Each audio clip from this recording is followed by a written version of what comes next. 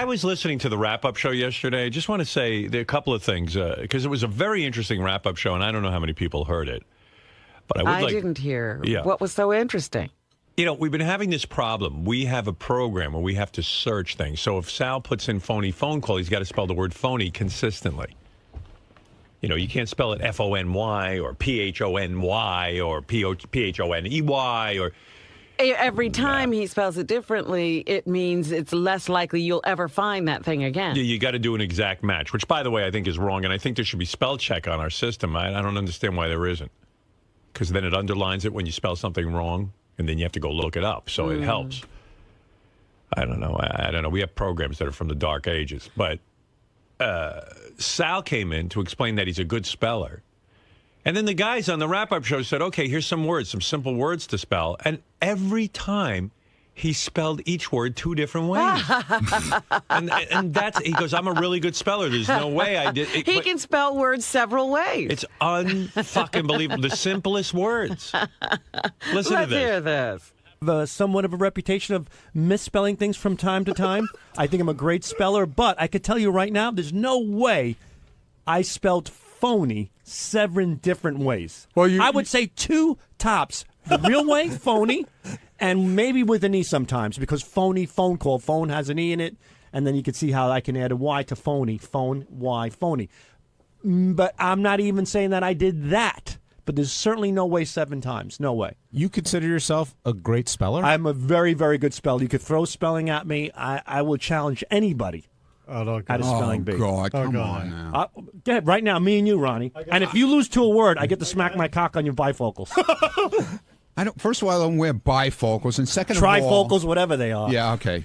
Yeah, and I'm a good speller. You laid in the sun yesterday. You look like you're a ghost today. Really? And then what's wrong with you? I don't know. You're Maybe all it's a pale. lie. Why did you bring up Scott Salem? Why did you say it's Scott's fault? No. And I made it perfectly clear on the air, John. I said I'm not throwing anybody under the bus. And I'm not throwing anybody under the bus, but Scott Salem. Yes, because I know Scott in the past has certainly misspelled quite a few times. We know that. You know, I really don't know that. Oh yeah. On the top 5 songs, he's been known for spelling certain celebrities' names wrong, which is understandable. But we're talking about 2 different things here. We're talking about misspelling celebrity names and misspelling regular words. Right. And I think Scott's probably more guilty of celebrity names, and you're probably more guilty of words.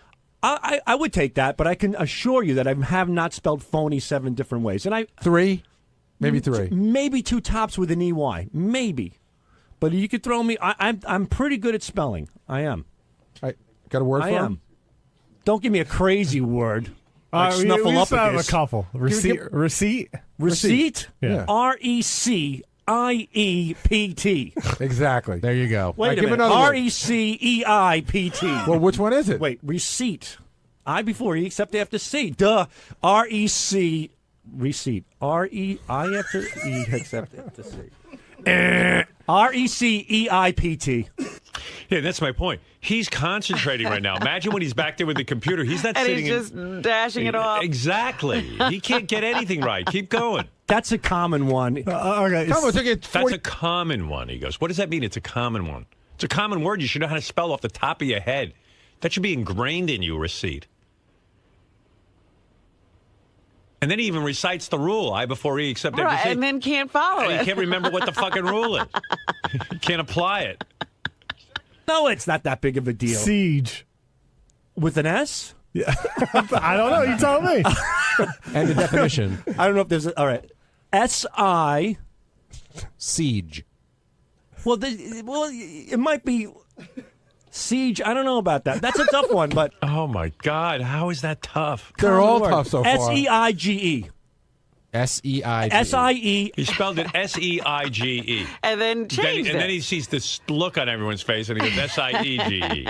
S-I-E-G-E. You did that again. S-I-E-G-E. You spell it both ways. You're getting me nervous. S-I-E-G-E. I got that one right? No, not really, no. I mean, eventually you do. Yeah, which time? And when you're back there on my computer system and we can't find anything, it's because... This is exactly what's going through his head. It's unbelievable. The guy is just fucked up. How about Connecticut? That's ridiculous. Now look at it. He goes, that's ridiculous. Connecticut. It's one of the 3 states in the tri-state area. And I'm listening to this. I said to myself, he'll never get the second C. He'll never get it. And of course... How about Connecticut? That's ridiculous. Why? First of all, It's a say state. that you live there, Gary. doesn't You write it ma- every day in your mail. But it doesn't matter. You should know. I know. I'm pretty sure I know how to spell every state because you did it in school. Connecticut. C-O. Connecticut. N-N. Connect. E-T. Connecticut. I-C-U-T. No. Well, it's a good hard try. one. It's a yeah, but It's Connecticut. Connecticut. All right. Well, it's close. That's my problem. That's what he's doing with the profit. He's getting close. So he leaves the C out, and then when you do a search on Connecticut, you can't find it. Oh. He should not be inputting into a computer. Why, does he do that many bits that he has to go into the computer? Can't somebody enter those that's got a, sort of a half of an intelligence? But to say he's a great speller. And like the other thing is too, like if someone said, "Oh, you spell Mississippi" or "spell Massachusetts," I might have to really sit and think. I would just go on Google and look it up. He doesn't do that. No, you don't. I'm going you don't care. Yes, I do care. I care tremendously, and I can spell Mississippi, by the way. Good.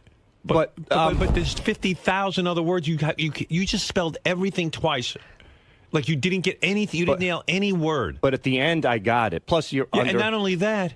You're back there. Nobody's sitting and watching you. You're just fucking typing away with your madness. No, you think I'm just sitting back there with my feet and lollygagging. Because you're not going to sit there and recognize that you spelled receipt wrong. You're not even going to think about it. I do think about it because when I initially did it, I did it wrong. Okay. Then I corrected it. Okay, thank you. Yeah, but please don't input. Let somebody with half a brain do it. But I haven't screwed up the spelling as bad as everybody's making me out to Sal, be on I the can profit guarantee system. you have. No, I haven't. And it bothers me that it bothers you. Prove that you haven't. Because I know how to spell. I know how to spell. Sal, you can't spell. Yes, I can. You don't know that? I can spell. I bet you I can spell better than half. A 3-year-old can spell receipt. I got it right. It and was then just you go I before E, except after C, and you still can't do it. You ask me a word and give me instead of me blurting it out, I'll think about it and give you the right answer. But you don't think. I bet you I could spell better than Gary. You're not even understanding what I'm saying. I back do. There, you're not sitting and checking your work because you think you know how to spell. I'm a little impulsive on the spelling. I'll admit that. I figured that out. When you're back there, at least there on the show, you're really thinking it through. Can you imagine what you're like back there when you're just kind of hanging out? Well, you're not sitting into saying I before E after C. No, not in those cases. But I can assure you that I've never had a problem with you spelling and with the profit system and spelling. You haven't had a problem because nobody's been aware of it. You're just spelling away. I've never had a problem finding any piece of media that I've sent to you in any capacity. But that's not the point. When other people go to search for it, right? They don't think like an idiot. In other words, you're on an idiot level, so you know how to spell like an idiot. So you can search anything. That's very nice. Well, that's a compliment. You're consistently stupid. We need an idiot-proof system, I guess. Well, we don't have one. Well, I'll work on it. And now, what are you going to work on? You're not working on anything. I can work. My spelling is good. How are you going to work on your spelling? Because I'm good at because the problem You're not good at spelling. That's the first thing you got to work on, and admit that you're not. Okay, my weakness is that Your weakness is spelling. I'm too impulsive with the spelling. Sal, could you please? We had a conversation this morning, right? Yes. What are you going to do? I'm going to spell check everything. I'm going to be very aware of what I put in. Spell check and words like receipt. Oh, yes, I am, because everything that I type, because you think you could spell it. Everything that I type into the profit, Howard, I'll put into Google first, and I'll make sure. In other words, he's just going to put in RECIEPT, and he's not going to think about like, oh, maybe I'm spelling that wrong. He's going to say, I know how to spell it. Howard, can I show you something? Yeah. Go to Gary page 2. All right. Okay. You don't have to play this. Just look at it. Go to the fourth one down. 2, 3, 4. Yeah, there's a good example. What is it? You wrote the word Napoleon. Okay. I didn't write that one. Napoleon Dynamite. You did. Oh, mate. Okay. Well, we've also discussed How do you spell Napoleon? That's a good one. But the thing is that we've explained in the past. How do you spell Napoleon? I just want to say before I spell it. Spell Napoleon. Napoleon. Now you're sitting and thinking. Imagine back there, you just kind of ran. Now, instead of me blurting it out, I'm going to step away from the mic and think about this. Go ahead. How long should we take? You see my point, though? He's back there. He's not sitting and thinking. He's just typing. He doesn't walk away from the computer. Exactly. NAPOLEAN. Okay. Not only is that wrong, but that's the third wrong spelling, because that was wrong, and then you spelled it on here NAPLEON, which is Napoleon. You left out the O. That's a friend of mine from Bayshore. It's a disaster. You don't know Napoleon, and we've all admitted that names are different. And because Look at me. You don't know how to spell. I do know how to spell. I do. You've got everyone wrong. They're We giving just you. haven't asked him Howard, the you right You spell words an easy yet. word like foreign? Foreign. Right. Okay. Howard. Yeah. Same page, second column, all the way at the bottom in blue. Okay. All right. I just spelled foreign. That's a difficult word. I know how to spell. All right, good. You got one right. And names, even Gary made it yesterday. Celebrity names look at this. are Look at this. difficult. Misunderstood. How do you spell that? Misunderstood. All right. Misunderstood. MISUNDERSTOOD. Yeah, except on here you spelled it miss, M-I-S, and then you put a space and a capital U as if it was like Miss America. Misunderstood. Well, that's odd. That's, That is odd, isn't it? But at least we can confirm that. You turned her into a woman, misunderstood. You're fucking insane. I'm Mr. Understood. You don't know how to spell. You don't know anything. I know how to spell. I just proved to you that I You just spelled one word right out of 20. foreign and misunderstood. No, you spelled misunderstood right now, but on there you spelled it wrong. Because, again, I found my weakness. Because you and got I'm impulsive. nervous. You went, oh, misunderstood. It must be like 2 words. No, I think it was just you broke impulsive. it. What do you mean? No, you broke it into 2 words and you capitalized it. Capital M-I-S, and then space capital U-N. That is a little odd. I wouldn't do that that's in a little normal odd. circumstance. Yeah. But Well, the thing is that he wouldn't do it under a normal circumstance, like work. You can't spell. I just spelled foreign and misunderstood, dude. I'm a good speller. You didn't spell misunderstood right. You do everything wrong. I spelt it right for you here. You're here because I'm sitting here and questioning you. Because you when found you're back there on your own, you don't even think. You just found a chink in the armor. I'm impulsive, and I figured out the problem. That's the problem. But how are you going to know when not to be impulsive? Every word you're going to stop and think? Not every word. Come on. Yeah, so you're not going to sit. You're not going to sit and Bob. think about misunderstood. You're just going to type it. Like I said, like Napoleon, right? How could he? Napoleon, you mean? Yeah. How could if he thinks that's the way it's spelled, then he won't spell check. That's No, exactly I will. Okay, right. here's the point that I'm trying to make. That's the whole point I've been saying to him over and over again. He doesn't understand. You don't understand. Oh, okay. The point is, I'm saying, boss, you made something. Can you spell reindeer? That you can spell, right? R-E-I-N. Right. D-E-E-R. Good. All right, okay. I'm 3 for 3, dude. 3 for 3? Foreign, misunderstood, and reindeer. No, I told you spelled misunderstood wrong. On there. Yeah. But when you... How are you going to know you don't I'm going know to tell it? you how. Because, A, I'm going All right. to... Thank you. When I give you the answer, you don't want it. What's the point of you asking? I told you you play receipt wrong. I'm trying to put you at ease. You're saying, Sal, Connecticut wrong. I can do it now. I've learned it. What was the other word you got wrong? A ridiculous word. Siege, but I got it right. Siege. Oh, no, you gave it to us both ways, and the other one was receipt. You went back and forth and back and forth. You gave us 2 choices, so whichever one was right, you'd say you'd know it. Who knows what you could spell? This guy says McKine. He can't even pronounce machine. Come on, you know that's not true. He could spell machine. But I can spell. I've just proved to you that I spelled 3 words, and I know what my problem is. So this is what I'm doing. I'm going to type What it about in. all the ones you got wrong? You don't count those? People get things wrong all the time. You have to but fix the problem them. is I'm we have a fixing computer it. system where we need to search. Absolutely. So the fact that you get 3 out of 7 right means the 4 you get wrong we'll never find again. And that will not happen in the All future. right, thank you. And I can assure you that those I can assure you it will. Those no, Because you don't take it for real. I so do. It All right, kills me that you think this You're way. ruining our system. You're ruining my head. Yeah, good. Well, Because you're ruining my system. I'm not ruining your system. You're ruining my system. It won't be ruined. We can't find half the bits. Everything will be double checked. Even if I think it's correct in my own head, good. I'll All double right. check it on Google. I'm going to double check. Remember the games I used to fuck up the games? You've never had a fuck up with the game in a long time. How would I know? I don't go in there and search. My guys do. Right. And they're saying you're screwing up all over the place. They're all full of shit that I'm What? screwing it up. Same page, top of column 2, light blue.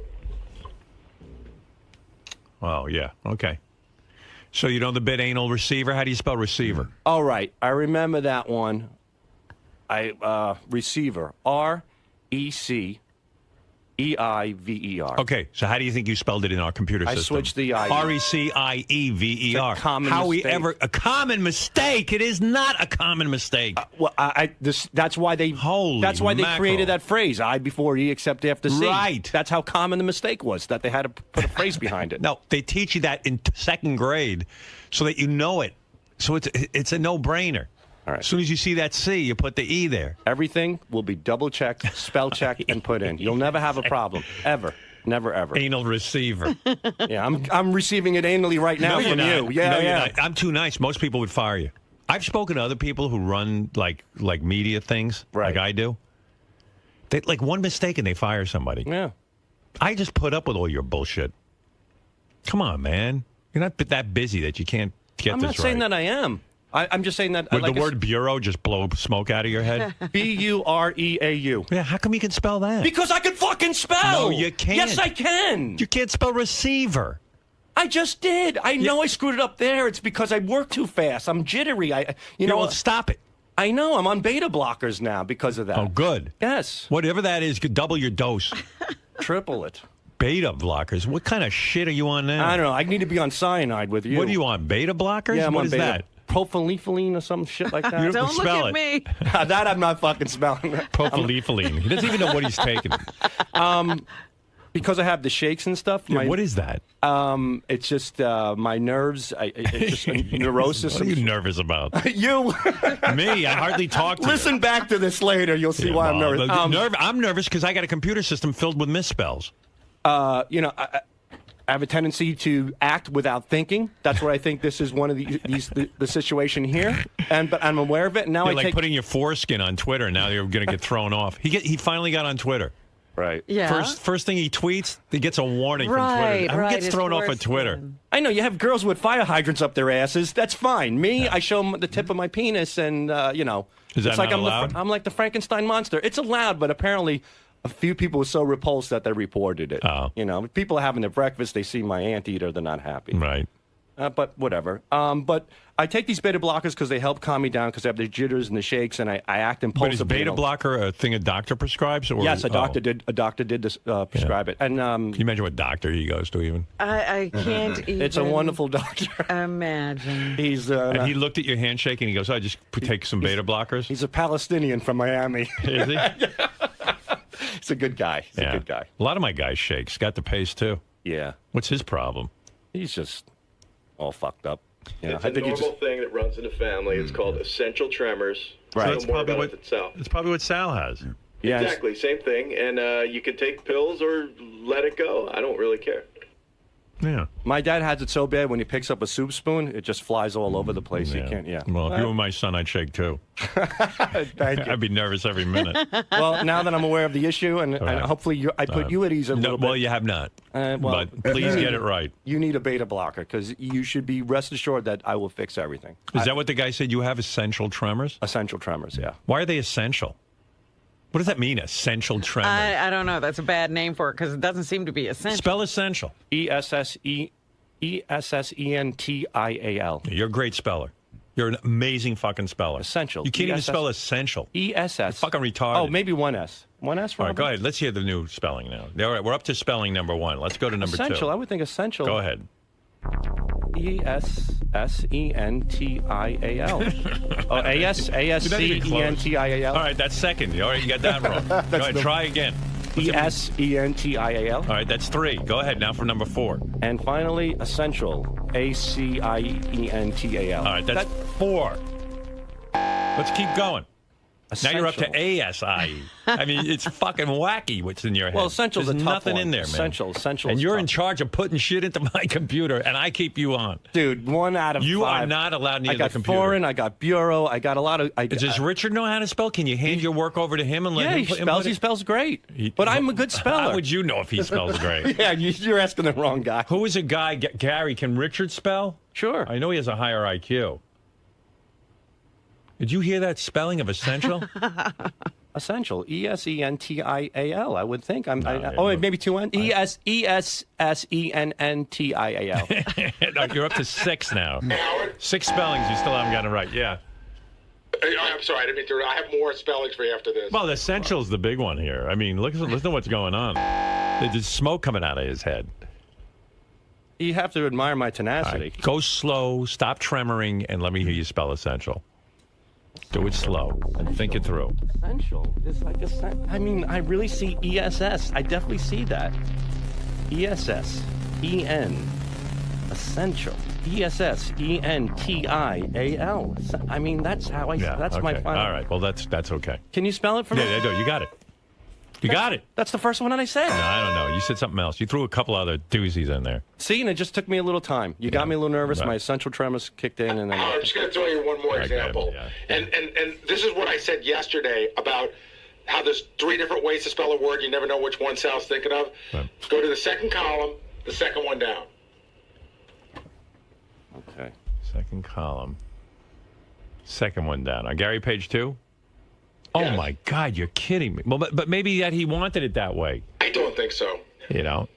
In some cases, that's maybe the guy sent it in that way because it's like Sweet Judy Blue Eyes. I think he spelled it right. No, he did right. He did right. That's correct. Yeah, he's doing a parody of Sweet Judy Blue Eyes. Right. Yeah, sweet. Okay. Gary thought it's sweet brown ass. Okay. And so you spelled it S-U-I-T-E because it's like Sweet Judy. Right. Yeah. S-U-I. Right. I know the difference between the two. That's sweets. right. He did it Hotel right. Suite versus Sweet as Candy. S-W-E-E-T. Right. All right. That's good. So there you go. Not too shabby. Essentials. E-S-S-E-N-T-I-A-L. I think that's the first thing that I said. I think it. Thank you, Fred. Did he get it right the first time? I think it was the second time. Oh, okay. But you were having so much fun. Well, everything's gonna be double checked. All That's right, it. thank you. And you could put my ass on the line and fire me if I fuck up. I'm willing to take the you're not here responsibility. for spelling, but the thing is, It's important. It's a technical important. aspect. We need it. We want to be able to find your work. Thank you. All right. Appreciate it. All right, go back there and think about Did you spelling. like today's work?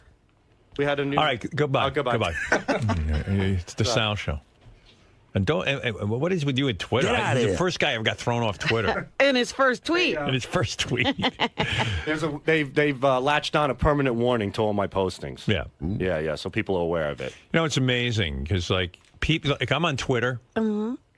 And I don't really know all the rules of Twitter, but I don't really curse or anything because I was like, well, gee, I don't know if that's allowed on here. So I'm and it is public. Anybody could read it. Yeah, I don't even write the F word or any of that.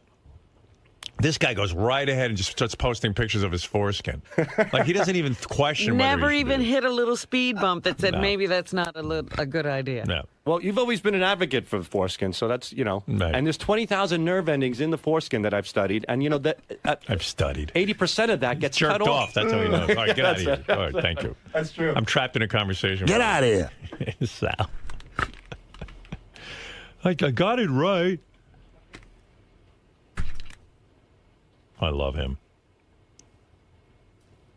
I mean, it's just unbelievable. Yeah, Ross from Brooklyn. Yo, hey now. Hey now.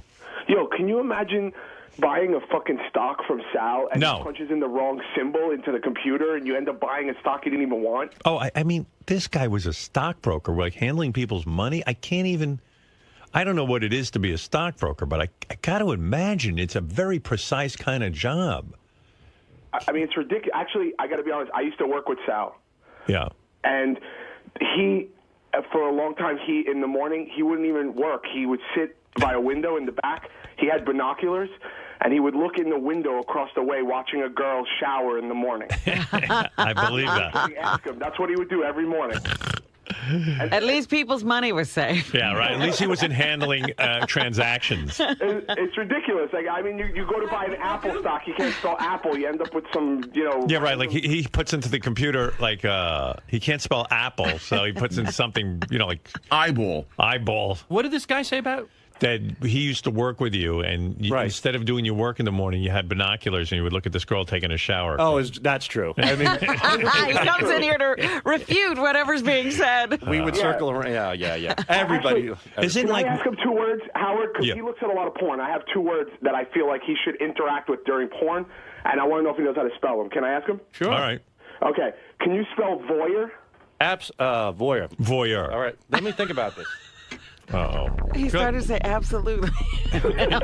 now he's taking a knee. Now, voyeur is a difficult word, and I took some time to think about it before acting impulsively.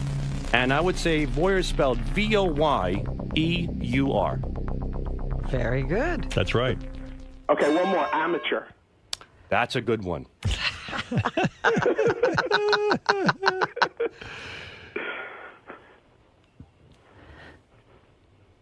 Amateur. A-M-A-T-E-U-R.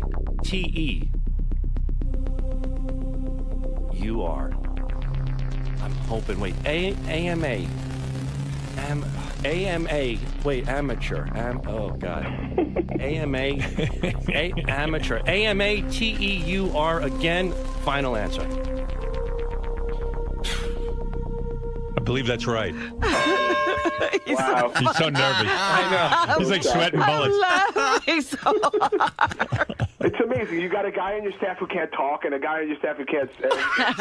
He got him right. I'm proud of him. I'm proud of him. Now he's thinking. You know what? You should have been in the spelling bee. You know how those kids go. I really think I can spell a lot better than a lot of people here. Right. I would be willing to, Sal, how is it you were a stockbroker? Like a guy calls, I don't know the stock business, but you call up, right? I'd call you and I go, Sal, I want to purchase some stock. Sure. And then you have to handle that transaction? Absolutely. And then what do you do when the guy gives you the order? I put it in. I fill the order. You put it in the computer? Yeah. How do you find the stock symbol? We would have a system similar to the Prophet that would be one for. This is how you find the stock symbol. What's the symbol for Apple? What is it? AAPL. Can you imagine how creepy that is? That he. Oh, I mean, I can't imagine him handling people's money. And Why? Then, I spelled. And then what do they do? How Do you get the money from the people? Well, that goes through. That's another system altogether. Oh, yeah, they don't let you handle No, money. Yeah. none of that. Thank God. None of that stuff. There's got to be somebody brighter than you handling the money. I mean, the whole system is shaky if Sal's handling the money. Well, the economy's been in the shit for quite some time, and I would say there's quite a few people out there that are ruining us financially. Right. Okay. So it's not just me. And I can spell. I proved that I spelled pretty damn good today. So yeah, you did a great job. And I have a lot of confidence. Thanks. I can see. Thank you. Sal, can you spell February? FEBRUARY. Okay, I shut up then. You got me. All right. Who is this? My name's Ross. Okay. Very good. Good talking to you, pal. Yeah, those binoculars were wonderful back in the day. It was All right. great. Thank you, All Sal. right. You're welcome. Dude. Yes, sir. Forget the spelling. Thank you. Let's concentrate on how you're sitting there taking shit from Gary. What about? You're letting him pile on. What are you doing, man? This isn't Sal. No. Stop going on the offensive. No. So what? You're not a great speller. Who is better than busting on Baba Booey? Every dog has his day, and when the time comes, believe me, he'll get it.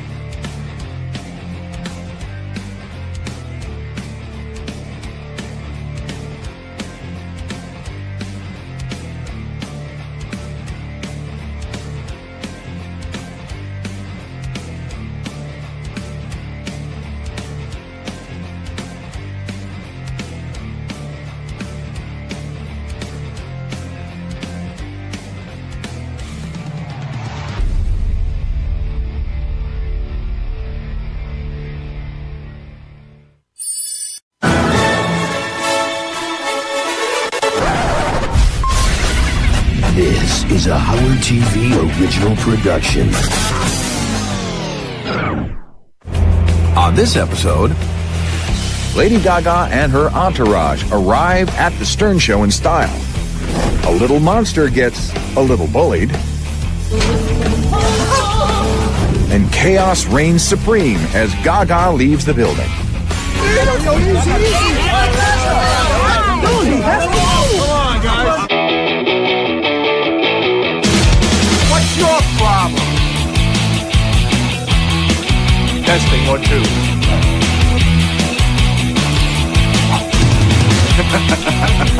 Yeah.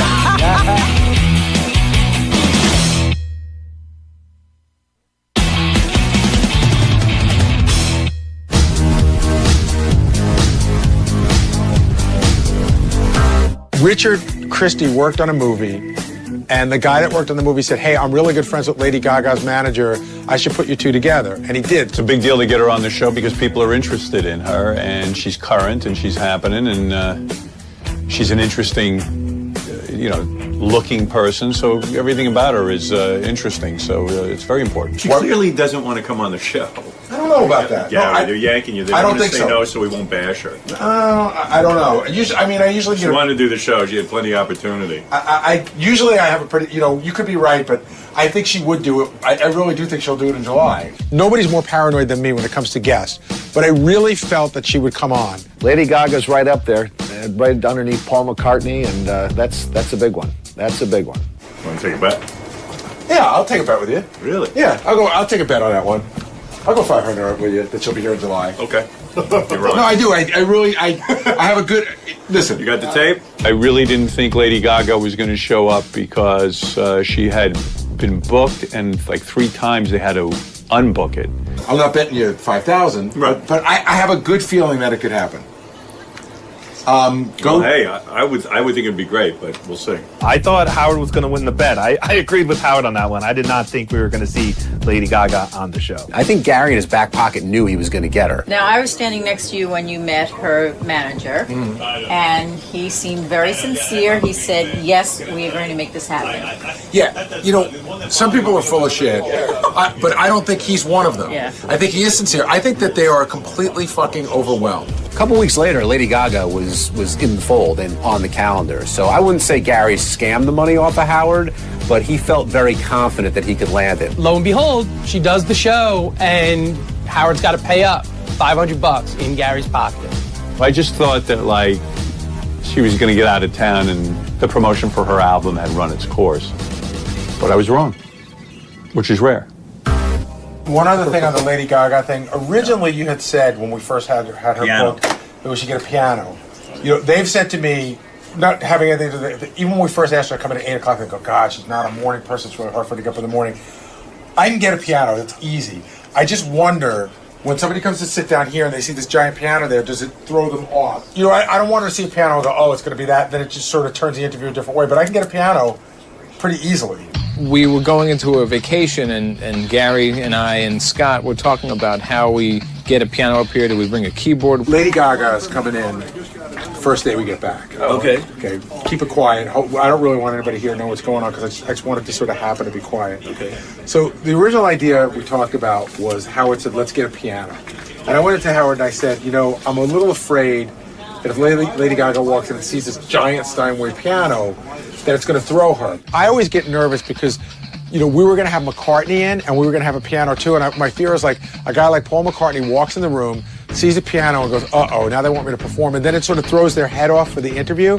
So, Howard and I have those conversations all the time. And he goes, you may be right. And he's like, why don't you put a keyboard in? So we want to get a keyboard, not a grand piano, a keyboard. Okay. And I'm just wondering if we could set it up in a way, Doug, that it's, if we say, hey, would you go play something? And she says, yeah, she can walk over to it, but it's not. We could just cover it, really. Yeah, cover it with either a Duvetino. Yeah, Duvetino, or have a curtain. We have curtains in there. We can that brings too much attention. We'll just cover it in Duvie. And then we, I think it was decided we'd just bring a piano up, and we'll just cover it with like a black cloth. If we cover it, she wouldn't even see it. Like, okay, there's Howard could just say, we have a piano here. Would you like to play? I mean, it's not a big deal. I don't think, but excellent, Scott. You'll make it happen. Scott took the bull by the horns with that energy and excitement that he always exudes, and he said he'll make it happen. So when Scott says he'll make it happen, you know it's going to happen because he's just going to have other people do the job right. I don't know if it'll work, but I'll make it happen. Famous last words. There you go. So nobody's talked to her about playing anything, right? No, it's one of those, Howard can just talk her into playing her into doing it. Yeah, so we'll just have it this way. Going this way, right? Wait, you want to go this way or you want to go this way? Billy Joel wasn't he facing? I thought he was facing this way. Wasn't he facing this way? No, because he was facing. No, I think we were going this way. Oh, okay. This way he could pivot to talk to Howard and still see Robin. Okay, right. I end up ordering the piano from Steinway. And from Steinway, I contacted their moving company, with Steinway talking to the moving company in between. I had to talk to our facilities people to make sure that the COI was approved by the building, loop in those 3 parties together, and then make sure that the delivery was on time. Let's say this is the size of the process of getting the piano and the sound set up. This is Scott's portion. Right there. I don't handle that. I make sure things sound good. I don't make sure things get delivered. Scott Salem's participation in this process was little to non-existent in terms of what I was responsible for. Sarah spent hours, with the building management and with, the moving company and with insurance companies and with, our staff, our engineering staff, in getting that piano in here, and Scott having nothing to do with that. Like they said on the show, he opened the door. That was pretty much it. So they handled that, and I was here to just oversee to make sure it came the day it was supposed to come, and it got in the studio and was set up properly. A Little Monster is not just a fan of Lady Gaga, but somebody who is obsessed with Lady Gaga. Somebody that goes to every show she does in town. Somebody that buys not one copy of the album, but 10 copies of her album. And somebody that waits for her wherever she's at. If she's coming out of an arena, they're stalking her at the loading dock. The audience is diverse in race, in age, in sexuality. I think I'm pretty much a little monster. Some of the Gaga lunatics are already downstairs. Oh. She tweeted it, I guess. Oh. Because I was wondering, because somebody else tweeted it yesterday. I'm like, how the fuck did they know? And then somebody said that she must have tweeted that she was coming here. JD, you should hook up with her. All right. You'll be set. You'll be Mr. Gaga. You'll be Lord Gaga. When I fucked Lady Gaga, sure, she's decent looking, and she's got a great ass, so, of course. Yeah. I don't know. Yeah, so the Lady Gaga, I guess Lady Gaga tweeted, so the Lady Gaga fans are writing all this horrible stuff about you, like threatening you. You better not bully her. You better be nice to her. The monsters are going to mobilize. They bitch and complain. We get bullied. And the second they can bully somebody else, they're the worst bulliers in the world. That's bullshit. I don't know what you were so scared of with Howard and your precious Lady Gaga going on the show. Lady Gaga is a very smart, intelligent, and strong woman, and she can handle herself in any environment. And I would think that you would have a little bit more faith in her. Forget Howard for a second. What kind of faith do you not have in your precious Lady Gaga that she can handle herself on the show? Don't come out against Howard. That's ridiculous. It's a battle you're going to lose, and you look stupid for it. How do I feel about that? I really wasn't too concerned, but I just thought that was funny. That was cool. You know what? It's the drama club. We protect our mother, and we're not going to take your The drama club has mobilized. It's like the drama club is attacking me. God. Before Lady Gaga arrived, I was very nervous. I didn't know what to expect. Whatever I have to do tonight to meet Lady Gaga. I'll do anything to Will. All that, like really do it That right. is required. How did we not know that you were gay? Yeah, how did you know? You didn't wear a fucking Are you guys wearing Lady Gaga shirt when he was in. High Pitch Mike comes back to the bullpen, and he's wearing this incredibly tight shirt, showing off his awful physique. Mike had the most awesome shirt. He got it at Baby Gap, I think. I did take a picture of him, which I love so much that it's now the screensaver on my computer. I wore the Lady Gaga concert t-shirt and some fun, very Gaga-esque sunglasses. And that immediately has to go up to Howard. One of the things we do best around here is throw each other under the bus. So we said, yeah, we got to get this homo in the studio. Oh my There he God. You're so cool. Look at the dark glasses. It's not a good look for you, by the way. The Lady Gaga shirt. Oh, come on. Yeah, the piano in the studio. I'll suck it in a little bit. Yeah. And it's a little too tight. I know. Yeah. Everyone had a good laugh, but I wasn't worried about whether I looked like a fool. I just wanted to meet Lady Gaga. What are you laughing at? Who didn't think Mike was gay? Judy, what are you laughing at? She sticks up for people like you. What are you laughing at? People like me? Yeah. What does that mean? Is he a little monster? He's a closet little monster. If Mike thinks I'm a closeted little monster, he is out of his mind. I mean, I like her okay. I think she has a nice ass, but I'm not planning on going to any Lady Gaga concerts or anything anytime soon. I'm not following her on Twitter. So there. There's some leftover glitter on that shirt. You see me? That was my best work. Well, if you follow me on Twitter, like I tweet once every 3 weeks. You have to let me jizz on your shirt. Look at you, your shirt. We can do that. It was literally a chick's shirt, and Mike was sporting it, and it couldn't have been a funnier combination between how excited he was for Lady Gaga and how much of an idiot he looked like in that shirt. During a break, I went in and I told Howard that Lady Gaga needed to come in and do a sound check, so stuff's really moving now. They want to do a sound check before she does anything, but she's not here yet, so she's due here at like 8:02. Okay. So I'll put up a note. We may have to break just to let her come in. You want to go over notes? Yeah.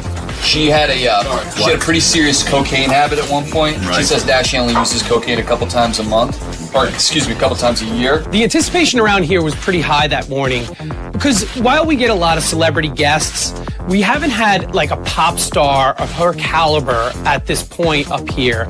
And it was just, there was a lot of buzz in the building. She does still smoke pot regularly. She said she likes to smoke weed and drink whiskey when she writes songs. She also is a big fan of ecstasy, actually this drug MDMA, which I guess is the active ingredient in ecstasy. The whole bullying thing. There was a lot of energy up here when Lady Gaga was about to show up. The piano was here. We heard she was going to play. People didn't know what to expect. This was not necessarily a group of people who were Lady Gaga's demographic or her audience.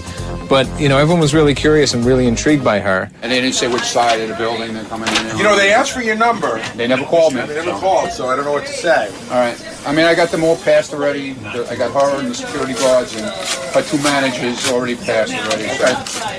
Everybody else can check in, whatever they got to do. We sat down, had a little meeting with Sirius Security, and we had a couple extra people come in. I spoke with Lady Gaga's security, and we wanted to bring her in through downstairs through a private entrance. She wasn't up for that. She's up for going through the crowd, meeting her fans, doing autographs, pictures, all that. So bringing her in was no problem. Hello, everybody. Good morning. The entourage with Lady Gaga was pretty big, as expected. She had a bunch of bodyguards, some makeup, some managers, some agents, some publicists. It was a big entourage. I'm in the hallway during the Lady Gaga appearance, and I'm holding one of these Sony Handycams. I'm there just to kind of supplement the other camera operators and help out. Usually I don't pick up a camera. And there's a security guard that comes in with her and comes flying over to me. Maybe her bodyguard thought that a paparazzi or a rogue photographer or videographer got in. He's in our house, he's our guest, and it's no way to come at somebody.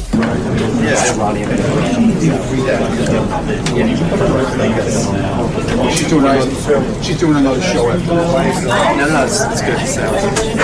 But one thing that I wish would have been picked up on film is the missing persons report I filed for one Ronald Mund. Isn't this your halls?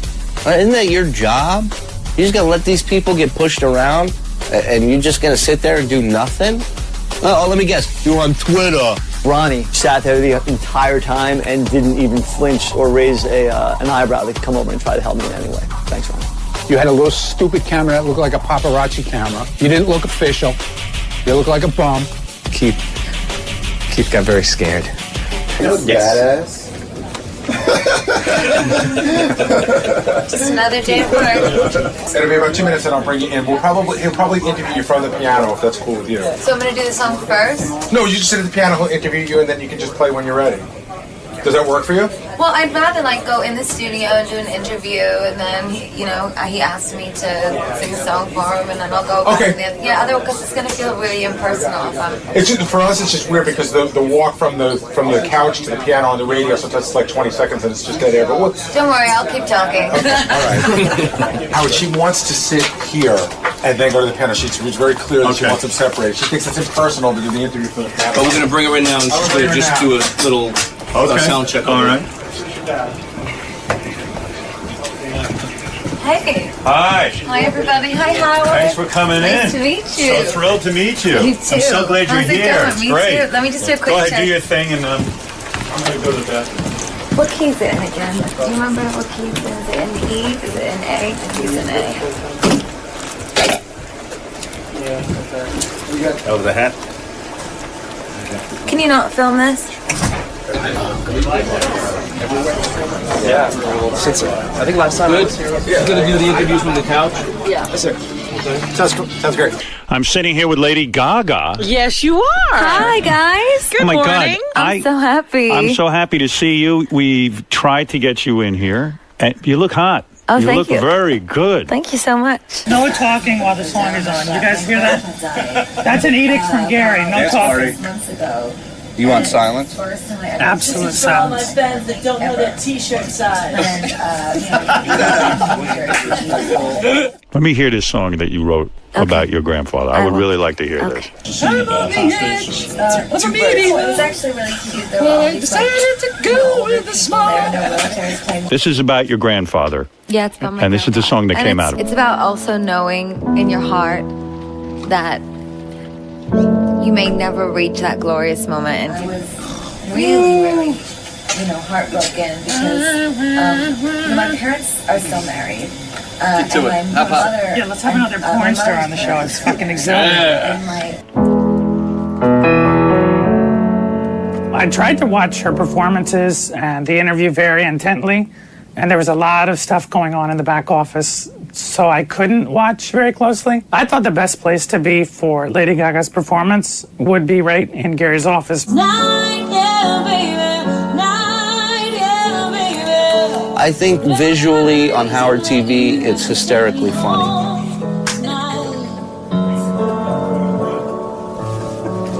I think if you're high-pitched Mike or a Lady Gaga fan, I think you will not find it too funny and probably think we're assholes. How's the song sounded so far?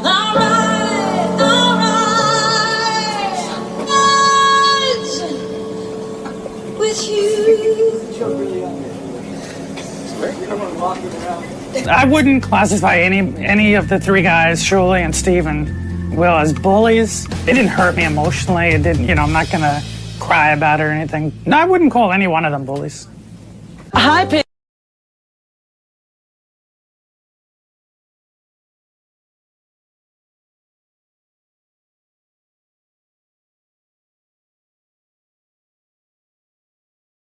What he did when he got in there. This is your time to shine. This moment you've been waiting for.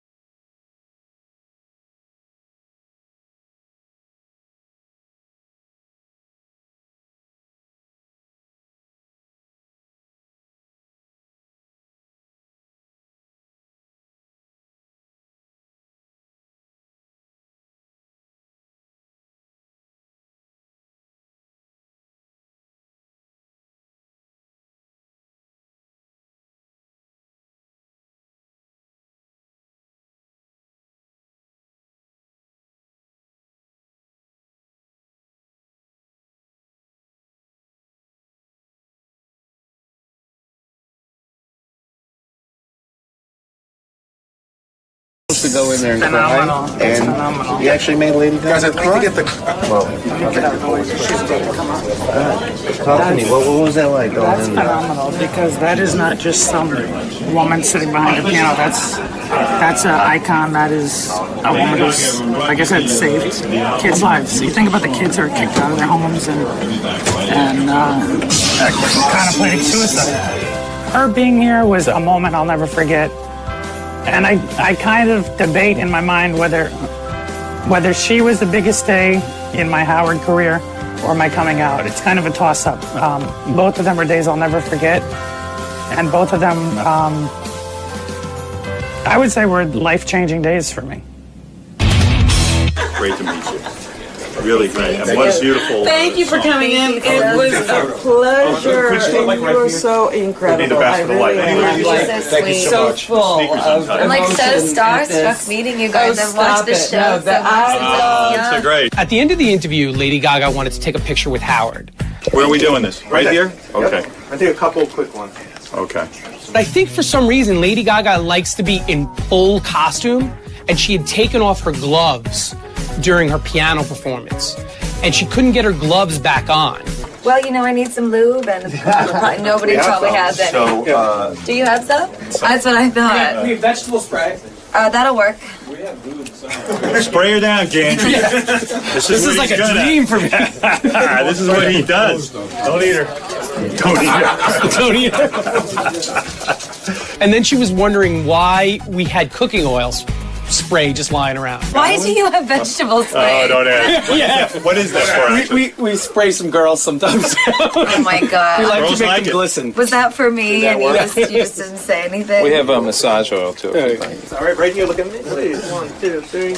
One more, 1, 2, 3. Want to take one with the flash? Oh, you stopped using flash. I'm proud of you. Thank you, but I'm going to take one just for safety. 1, 2, 3. Awesome. Excellent. Thank you. Lady Gaga wanted a picture of her and Howard on her BlackBerry, and she handed me her BlackBerry, and I took a picture of Howard Stern and Lady Gaga together using her BlackBerry.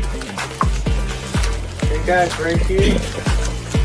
1, 2, 3. Cool. Great. You got it? See if I look decent. Let's see. You look Oh, great. my God, why not? Oh, my gorgeous. You look so short. You need higher heels. You're a tall guy. I'm a big man. Thank you so much. Wonderful to Thank do you. this. Thank you. Thank you. All right. Thanks, everybody. He's just a cool person, you know, and I'm pretty down to earth, so I just went in and just was myself, and it was pretty easy. She could easily leave through the back entrance and leave quietly, but her thing, and you know why she gets so viral and out there, she goes out very publicly. Well, I was sent down with the live camera to capture Lady Gaga walking out of the building, and it was an absolute mob scene down there. Once she came outside, it got like frightening. People were just all over the place, shoving people out of the way just to get close to Lady Gaga.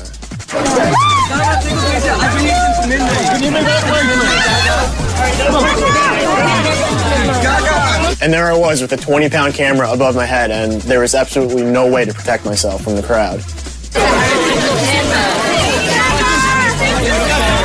It was pretty scary, actually. I was right in the middle of it. I got pushed into the crowd, and our camera guys were getting pushed around, and it was pretty hectic out there. I've never seen anything like it.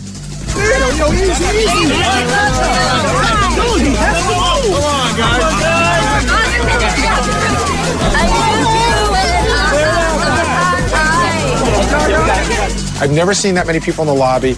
I've never seen that many people in front of the building. It's insanity. I think Lady Gaga being on Howard is probably the biggest musical performance he's ever had. He had Lady Gaga at her biggest peak so far in her career, and she's only been around 4 or 5 years. I thought it was awesome. She was great. She was great. Great interview. She sang great. She was great. She was awesome. She really set a high bar for other people in the music industry to be real. She's an amazing person. There's no discussion about having her back, but it worked out great for both parties. I think she had a wonderful time, and I think she would come back. So, you know, I hope we have her back again. I think we will. I thought she was really great on the air and particularly great on the piano and singing. So, you know, I really liked her. Beforehand, I liked her, but I liked her a lot more after she left. I am definitely not a little monster unless you consider a huge Iron Maiden fan a little monster, or a huge Dismember fan, or Morbid Angel, or Malevolent Creation, or Amon Amarth. That's the kind of music I'm into. I'm a monster. I'm in competition with Lady Gaga. Listen, I'm a big ugly monster. Never mind little monster. I don't know if I'd call myself a little monster. I don't like to see myself as a victim in any way. But I certainly was inspired by her performance. I do not consider myself a little monster. I used to, but I stopped blowing ties. I'm a total monster. I'm a big monster.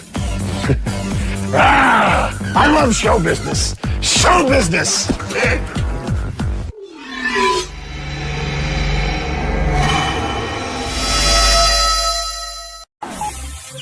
This is the best of the wrap-up show. A recap and behind-the-scenes look with John High and Gary Dell'Abate. The best of the wrap-up show begins now. I'm Gary Delabate, also known as Baba Boo. On Monday's wrap-up show, we recapped the block party. We talked about JD hooking up. Ronnie's a father figure. Ronnie was pissed off that Benji was in the commercial when he's not going to be in Jamaica. All that and more.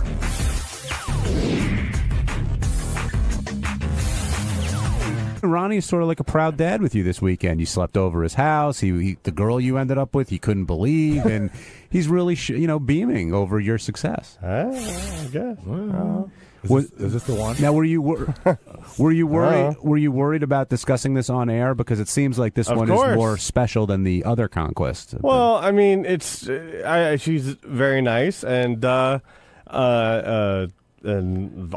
beautiful, and it's just with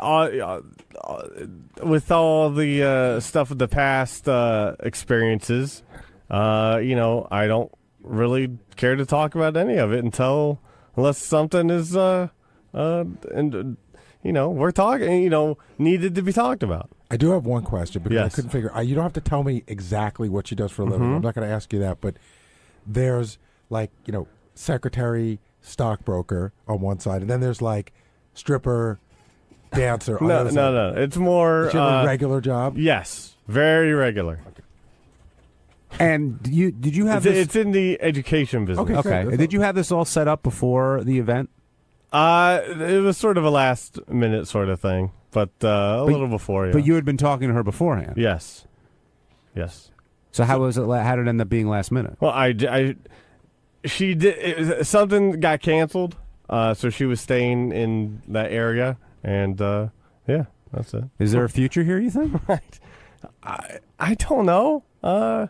Did you guys talk about this? Like, hey, I know this is gonna come up on the air probably. Did you bring that? Did you guys discuss Of course, that at all? yeah.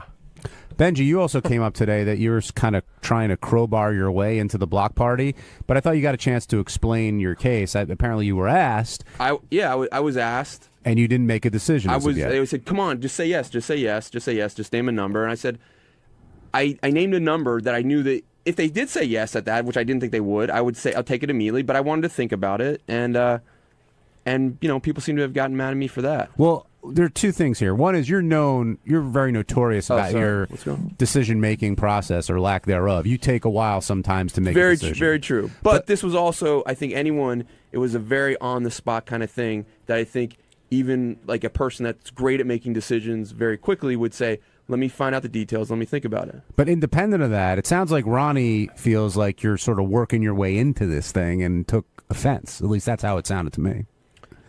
Me too.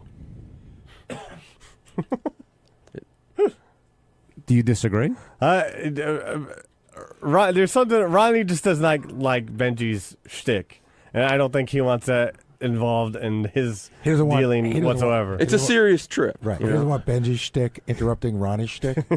Yeah, too much shtick going around. Jay in Phoenix, you're on the wrap-up show. Nobody wants you there, Benji. All right. Fucking, what's going on, guys, man? Hey, JD, congratulations, man. Way to rock that 52. But, hey, man, we were actually at the Arizona block party. JD, I don't know if you'll remember us, man. My wife was the hot Asian lady. All right. I don't remember, but I'm sure I noticed. I'm sure I noticed her if she was hot. Yeah, right on, man. Well, anyway, man, we were actually considering going to the Jamaican block party with you guys, man. But, dude, we're seriously considering, not going because, man, the block party does not need the vortex. It was abundantly clear in Ronnie's tone that he doesn't want Benji there. Nobody does. Well, here, Jason, here's the truth. If you met me, you'd be excited about it because I'm part of the show, and I know you would. I know you're bullshitting right now. Dave in Long Island, you're on the wrap-up show. Hello? Hey, Dave. Hey, how are you guys? I was at the block party in Bohemia, and while it was a hot mess, I just wanted to bring it back to the importance of the block party. And that's, you know what it is? It's kind of like the common man's way of getting to Stern. It's as close as we're going to get. Kind of like calling to the wrap-up show now, you know? It was a lot of fun. Definitely a lot of fun. And what was the highlight for you at the Long Island block party? I'd actually have to say it was Eli Braden's acoustic parodies were just hysterical. The crowd was completely rolling. He broke a string right before he started, but he soldiered on, and it was really, really good. JD, how about for you? What was the highlight of? I know you guys had no air conditioning. I heard about that. Yeah, oh, it was so hot, and it was like the hottest day of last week. But I will. No, we did get to bring this up on the show, but Sal ended up making a special guest appearance during the first show. I thought he didn't appear at the block party anymore. And I don't know what's going on. Free appearance. What was his guest appearance? Well, me and Ronnie are up on stage doing whatever. He's being a maniac, and all of a sudden we hear this music come on, and Sal just comes barreling to the stage, does like a couple minutes, mainly like Long Island material stuff or whatever. I don't know how all that works, and then he just gets right off. And then he hung at the bar for the rest of the first show and throughout the entire second show. Quietly at the bar? No, not quietly. He was pulling the King of Long Island act at the bar. So how much of a mess was Sal? He had some fun. He was a little wasted by himself. Of course. He's not the king of Long Island with the wife there. Did he come in? Was he messed up when he came? I know. So you were on stage with Ronnie. Did you have any idea he was going to come on? I heard that he wasn't going to come, and then all of a sudden he shows up with CDs in hand with his music. What do you mean? He just came in with his songs, 2 copies of the CD just in case the first CD didn't work. So he came in prepared? Oh, he came in very prepared. And what did he? It was House of Pain, Jump Around. Oh, his intro music? I guess so, yeah. Oh, God. All right, Sal, get down here. You need to explain yourself. So, Sal, JD says you show up with your own music. Let me explain what happened. What and- happened was this.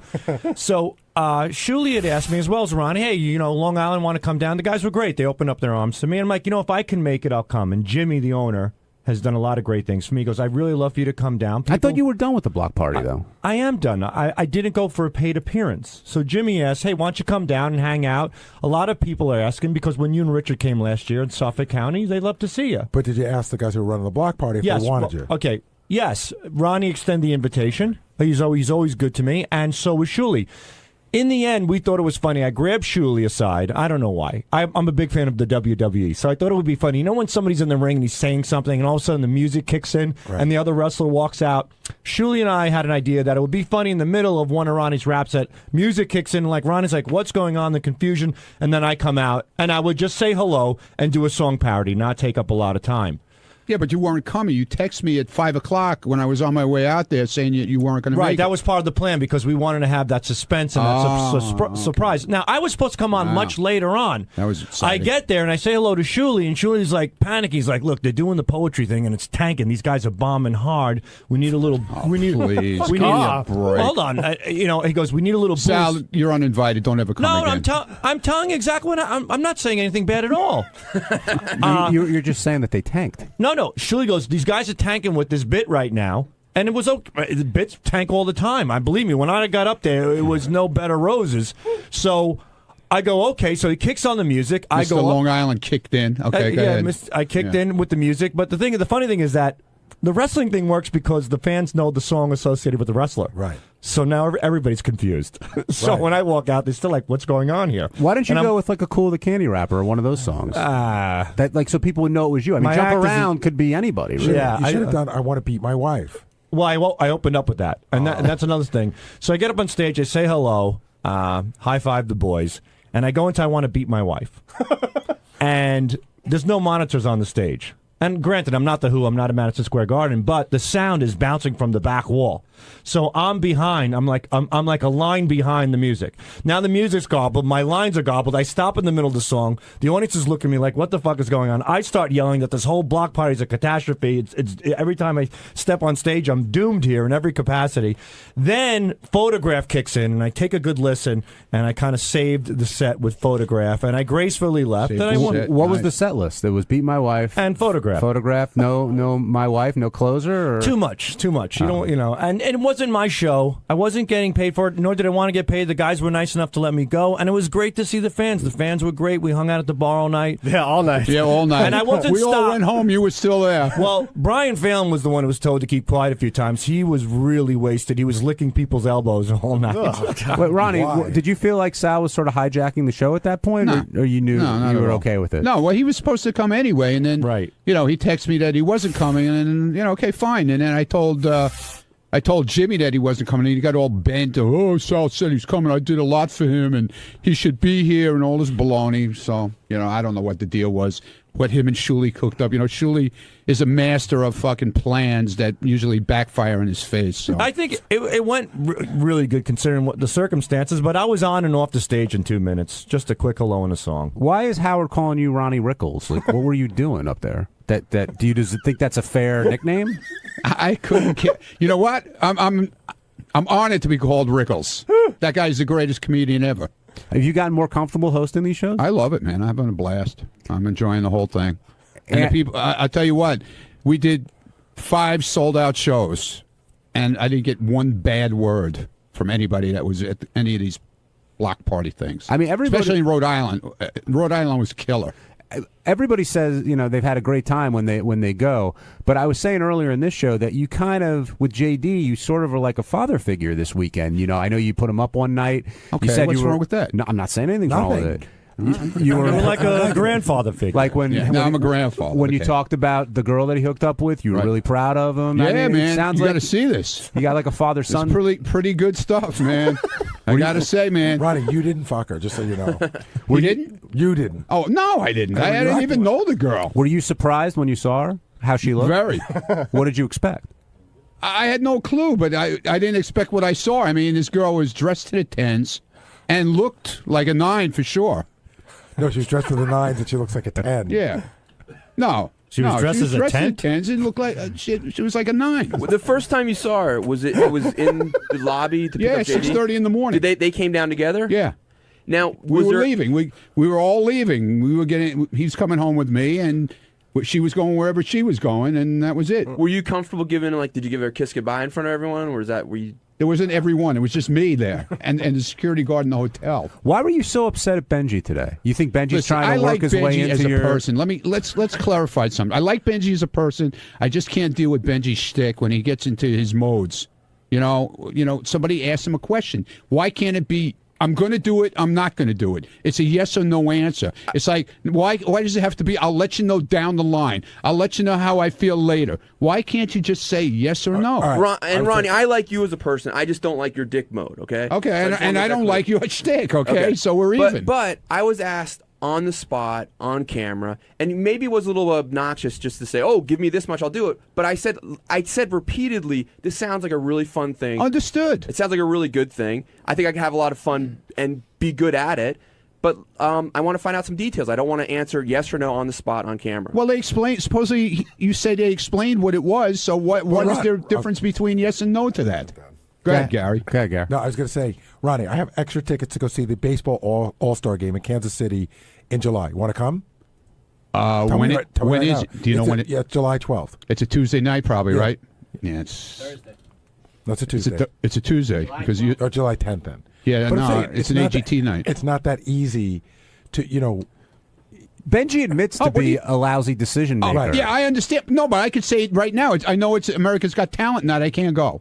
No, I can't go. But if you weren't doing something, you might say, "Well, I got to talk to my girlfriend. I got to see." No, what's I going could on. say I can answer yes or no for myself. Watch the dog. No, I'm going myself. I don't need anybody to walk the dog. Stephanie lives in my house. She takes care of the dog. All right. Ronnie's a quick decision maker. Okay, snap decisions from Ronnie. I mean, I don't know what's so hard about that. Do you feel that Benji's like encroaching in on the block party? Is the block party closed to other people, or can anybody join? Sequoia asked a lot of people to go on this particular thing. It's got nothing to do with the actual block party shows that we do, on the weekends. This whole thing is it's a trip at a resort, right? All inclusive, the whole deal. And he's invited a lot of people to go for like free vacations. People from the show, so that people can meet people, from the show, and they're getting like a free vacation out of it. Basically, that's what they're getting. Will Scott Salem be a part of this? He turned it down. Why would he turn it down? We asked him to do part of the commercial with us, and he refused, and he said he doesn't want to go. I understand. He's out. Well, I understand why he wouldn't do it. But he doesn't want to do it anymore. There's nothing free about a vacation if the vacation you're on, everybody's a fan of the show, and all they want to do is talk to you about the show. Just saying, if you want to just relax, if you're going to be with the fans and you're getting paid, I understand that. But if you're going to relax and all you do is talk to the fans, you're not getting paid, I would understand why Scott would want to do it. Are you going on this, JD? I am. I thought you don't like the traveling He's going. and dealing with people and all that other stuff. He's going. Life is Sal's changed. going. Are you? Yeah. Yeah. Sure. I guess you're back on the block party then. No, well, it's Jamaica. It's wonderful. I mean, a little time away. Are you still married in Jamaica? Yeah, I think I might bring my wife. Hopefully she'll be married in Jamaica. That's the carrot he dangles. She ain't going. She's not going to go. I asked her. What'd she say? Maybe. She can't make a decision? Apparently not. Who else is King of Jamaica? Sal He's got kids Governale. to worry Is about. everybody from the show going to this? I mean, that's a lot of people. I don't know. I think Tracy's going also. See, to me, that's cool. Like to be able to be able to chat with Tracy on the vacation. I think people would love that. Right. So do I. I think possibly Jason's going. I don't know about Will. I think Will was asked, but I don't know if he's going or not. The other thing that came up today, Brewer came in, and Brewer's always great and funny, and we all say, like, why isn't he bigger, a bigger star than he is?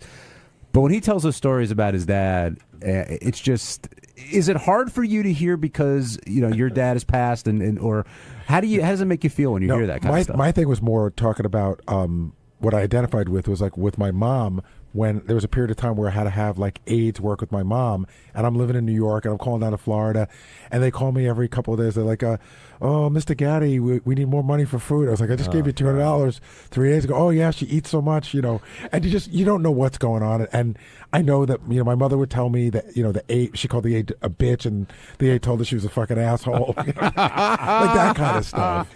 But I mean, I think Jim's to be commended for taking care. I mean, he is taking he's great doing care it in of his own house. That's I mean, he's making the ultimate sacrifice. That is so tough, man. But at least he's saving a shitload of money. Like Sal, when it comes to, if God forbid your mom passes on and your dad's the only one left, and he needs to be cared for, will you take your dad into your house? It might be an issue with my wife.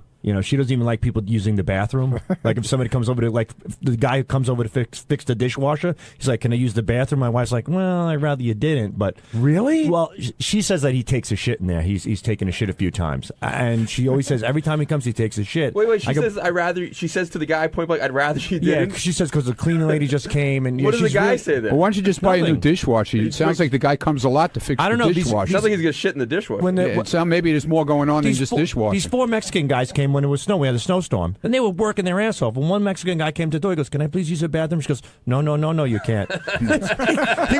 he went behind the garage. She caught him taking a leak. She opens the back door. "What the fuck are you doing?" So, getting back to taking care of family, yeah, I've done it with my grandfather. My grandmother passed away. My grandfather used to have one of those stupid buttons, those life alert buttons, but he would hit it for peppermints. He would hit it for apple pie. He would hit it for a pack of cigarettes. And then after a while, it's like crying wolf, and nobody wanted to go.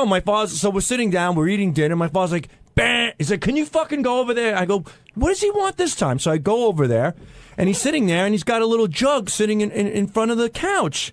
And he's like, "Take out my tool. I need to take a leak." Because he has a busted hip from the war.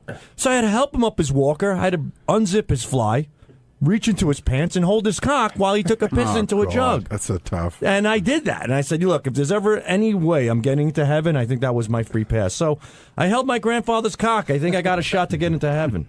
So I did it. It's tough, and it felt weird. Well, it's family. You do what you got to do for family, right? Well, I guess so. Yeah, but you held Richard's cock, right? Yeah, but that's. I mean, it felt like a German Shepherd's paw that's been shaved down, and then you literally feel the stream of piss go through the vesicles. I mean, and I was only 17 years old, and it was the oddest feeling in the world. And then he says to me, "Shake it off," which I, say.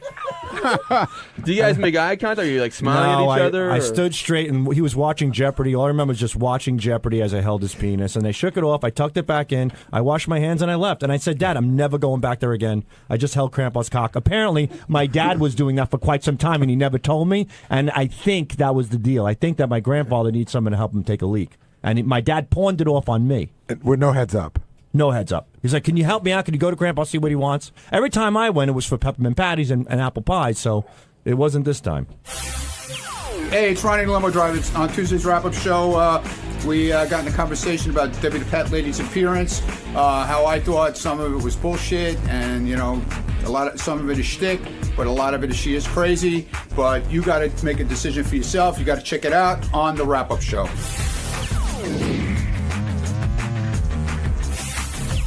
We should probably start off, though, and I could see the calls coming already, about Debbie and Ed. Gary, a lot of times you come up with these ideas and you really don't know how it's going to go. You had serious wild cards with Ed and Debbie, but the premise was there, which was, can Ed make Debbie crack? It was a disaster till 2 seconds before they got in there. How do you mean? Well, for starters, Debbie came in. She was sick as a dog. She was throwing up in the green room, and she was unbelievably calm. Like, when I went to see her, she's like, oh, Gary, I feel so bad. So I was like, now I got calm Debbie. Then I go out to the other green room, and Ed's out there, and Ed goes, good news, Gary. This is the most sober you've ever seen me. I'm taking my medications. Everything's going fine. I'm like, it's just the weird one day I need the nuts.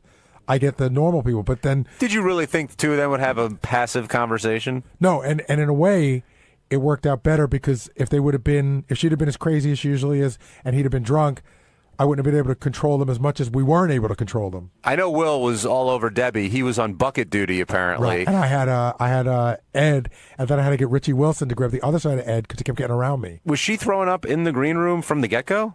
That's what they said. Yeah, that's what the people are telling me. And the funny thing is, Jason from AGT, he came in with me during the break when we were talking about it, and I was like, oh my God, she's throwing up. Oh my God, she's throwing up. And Jason goes, yeah, that's pretty common at AGT. So what was the lineup in the studio? You had Ed on one side and Debbie on the couch. And Debbie was trying to go over to another mic, but Will sat her down. Right. And in between, you had you, Ronnie, Will, and Richie Wilson. I also noticed there was a moment where Gary was like choreographing Will to block, like that. Yes. Like you know that they were physically getting so close. Well, no, what happened was Debbie started to walk over, and Ronnie was standing in the back, and I'm like, I pointed to Ronnie. I'm like, dude, she's getting way too close. Get over here. All right, let's go to a call. Brad in Pennsylvania, you're on the wrap-up show. Hey guys, how you doing? Good. Love the show. Thanks. Yeah, I think that was an awesome segment, but I think you guys screwed up. You should have had Debbie have to talk to Ed while he was talking back to her, because you can sit and be quiet while someone's mouthing off to you if you just block it out. But if you're talking to someone, you can't block it out. Well, we talked about that after the bit. There's a couple things going on. First of all, trust me when I tell you she was not blocking it out. She was literally eating the fucking pillow. But it would have been, how do you judge that? In other words, if Debbie has to talk to him normally, Debbie doesn't talk normal when she's talking normal. So how can you define what normal is? Yeah, how do you know when she's losing it? Before the bit happened, I thought it should be she has to stay silent so there's no ambiguity. But now, having seen this, I think we should definitely do it again, and she has to at least talk during it. And we have to come up with some definition, and I don't think that'll be that hard, that, whether she wins or loses. Because I compared it to, like, I could fast. I could not eat for the next 7 days.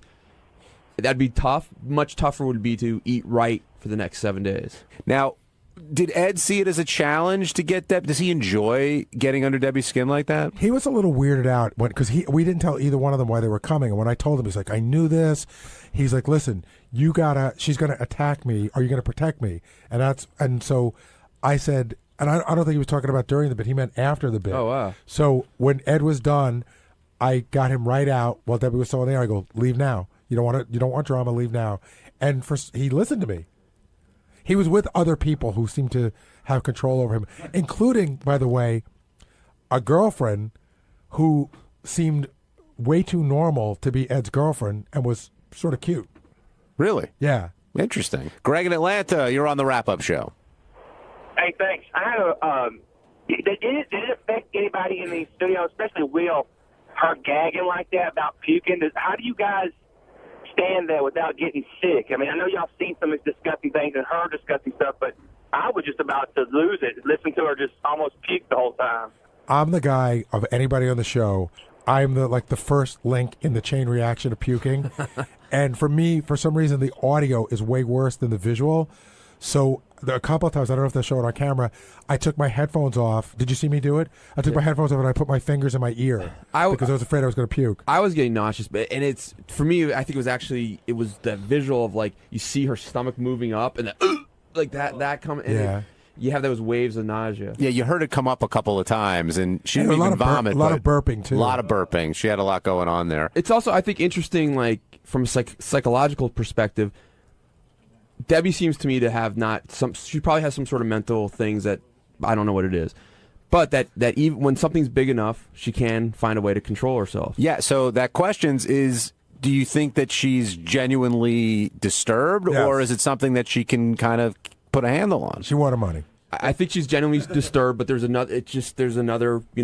There's another mental process taking over for the wanting the money. And John, there was a point in one of the shows, the Block Party, over the weekend where I had to get in between Debbie, who was coming after JD, and it was the real deal. Why was she going after JD? I know. Well, if you want to say Yeah, it. you say it. Well, she was not happy at the comment JD made on the wrap-up show that he's scared of her because she's been to Rikers. Right. And, she did not like that. She wanted an apology, and JD didn't want to be in the same room. And she didn't have a good set that night and took it out on JD and literally jumped off the couch and went after him. And I got in between them, and the only thing that calmed her down was I said, look, I'm not going to bring you back out again, and I'm not going to pay you if this is what you're going to do. What is a good Debbie set? She did kind of have one. We did 2 shows in Long Island Thursday night. The first one didn't go well because I sent her up with Ronnie and JD. The second one, I sent her up by herself, and I thought that was her best set of the night. She had a couple jokes. She started yelling at people, and then when she finally calmed down, somebody just yelled out, "Ass napkin," and she fucking blew her set. But is staying calm a bad set? Is that what the bad She set? can't stay calm. It's just it's impossible. 3 minutes is the most calm I've ever seen her for. I don't know if Lieberman ever did this story on the news, but I know this is my favorite thing about Debbie and Rikers Island. She's got a certificate.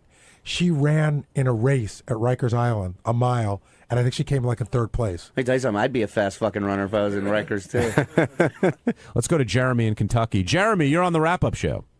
Morning, fellas. Hey, Jeremy. I just, what I was saying earlier, I mean, I've never seen pictures of Debbie. I've listened to her a few times on the show. I don't know. From the sound there, I think she's hot. I just wonder how much fun it would be to go out on a date with her. Why do you think it'd be fun? Well, I mean, it's just with her personality. I mean, God, it's always going to be something interesting. I mean, there'll never be a dull moment. That's for damn sure. Don't you want a few dull moments once in a while? By the way, I every time I see Debbie, I say this. She's not an unattractive woman. I mean, you got to get past the personality. I'm not saying she's hot, but she's not. She doesn't look like what you think she's going to look like. What's with her and Medicated Pete? We at the block party, I have it all on tape. Medicated Pete was hitting on her. Now, Medicated Pete was very drunk, but he was hitting on her big time. And then she said, "Are you really going to take me on a date?" And she must have said it 10 times. "Are you really going to take me on a real date?" But she also has the thing. She met Sour Shoes for the first time, who came out to the show in New Jersey. And they were talking for about 10 minutes. I walked up and interrupted him. Sour Shoes was talking in his baby voice to her. And she said, "This guy is something else." And I said, That's true. You name anyone from the show, and he can do a dead-on impression. And she looks at me 100% serious, and she goes, "Oh, he doesn't really talk this way?" But she wanted to know which of them was younger. She wanted to date the younger one. Right. That's what she said. And Pete is a little bit younger. But I heard she scared Pete away. Why? But they were talking, and then Yeah. what happened? She either flipped out at JD or Ronnie. Like, she flipped out a few times She that flipped night. out, started pounding the table in front of Ronnie, and she and Ronnie literally almost came to fists. I mean, Debbie had to be restrained in the green room at I the... thought Ronnie was sort of taking care of her on this. He was, but you can't predict what's going to happen. The littlest thing that you don't even think, is a big deal. All of a sudden, you come into World War III into that room. And I want to clarify, somebody said, does Debbie play all this up? Is it real? She does play it up a little bit, but I spent the day at her house, and she is physically and mentally handicapped, according to the state. What's her she physical has handicap? paranoid psychosis, which is her mental handicap, and she has a tumor lodged in her leg, which prevents her from doing some manual labor type things. So they send a bus for her to take her to doctor's appointments and things of that sort. So while she does play it up a little bit, most of it she can't control. Has she ever, when you were like working with her, do you feel she's ever gotten like out of control towards you? No, but I watched her take her medication. The morning that I went there, I watched her take her medication, and she was calm for about 2 hours, and then I could see it starting to come out. And she has, it's no secret, we reported it. She has about 18 or 19 different prescription meds that she takes on a regular basis, and they're hard to keep track of. So if she mixes the wrong meds, like AGT, she was calm because she told me she took 3 times her normal meds to show up at AGT and be calm, and she was behaved. Corey, you're on the wrap-up show. Hello. Hey, Corey. Hey, how you guys doing? Good. Yeah, I'm number one fan. That you guys had today was the number one. I was cracking up so much in Dunkin' Donuts. People were looking at me like I was retarded. I could not stop laughing. I can hear Debbie the pet lady grunting and grunting. Oh, and I kept saying, "Suck my dick." Oh, you guys are the best. I'm the number one fan. I thought he was going to get her when he said that she abuses the pets. No, my favorite line of the day was when she's screaming. Then there's a pause, and you just hear him go, "Eat my shithole." Ronnie, you were in there when Debbie and Ed were going at it. Were you worried that was going to come to blows? Please. It's a mouthful of bullshit too. Well, there was a moment where I was less worried about Ed and much more worried about Debbie. Nah, Debbie's not even crazy. Why don't you like Ed, Ronnie? I can't deal with him, man. Why don't you like the microphone, Ronnie? Well, it doesn't work. That one's not working. Why don't I like him? He's annoying. He's annoying. Almost as bad. Annoying. He's almost as bad as Jeff the drunk. Because most of the time he does come in here drunk or whatever he's fucked up on. And he usually breaks my balls constantly while he's here. He was quiet today, wasn't he? Yeah, he was very quiet. Well, we kept him outside, too, which was good. And we shut the radio off so he couldn't hear anything. He also brought people with him that seemed to be able to keep him under control that were normal. a little bit. Yeah. What was going on with Pete and Debbie at the block party? And and Debbie was getting in your face also? Debbie gets in everybody's face. Debbie's she's fine. I mean, I'm not scared of her. She can't. She can't hurt anybody, man. I'm telling you, she's just.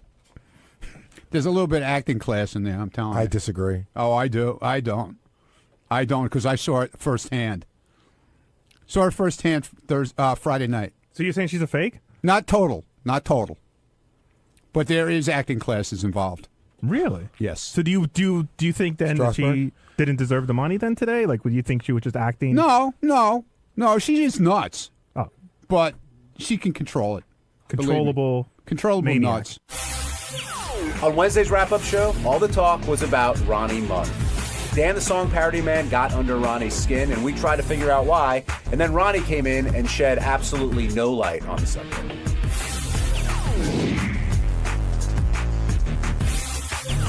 It was just Ronnie's day today, starting with the Big Dan feud and ending with the turn-by-turn directions to Jersey. I'm not picking on Ronnie, but sometimes he makes it his day, and I thought that his inability to understand why Howard didn't want him doing that to Dan made it his day. Do you think he was just blacked out to it because he's so pissed off at Dan and Dan gets under his skin? I understand that Ronnie hates Dan. I can sort of understand why. I'm not sure that it could be displaced, but you could say, we don't need to know why. Ronnie hates Dan. That's all we need to know. But you got to think of the show when you say nobody up here likes you, nobody wants you up here. And I can even understand Ronnie being so blacked out to it that he doesn't understand when it's happening. But when Howard explains it to him in a much calmer environment and says, even though you're doing your block party, even though you're backstage, you're representing me when you say nobody wants you up here, and he doesn't understand that, I think that's tough. He said when it comes to Dan, he's not going to back off. Ronnie said that repeatedly. But that means he's not listening to Howard.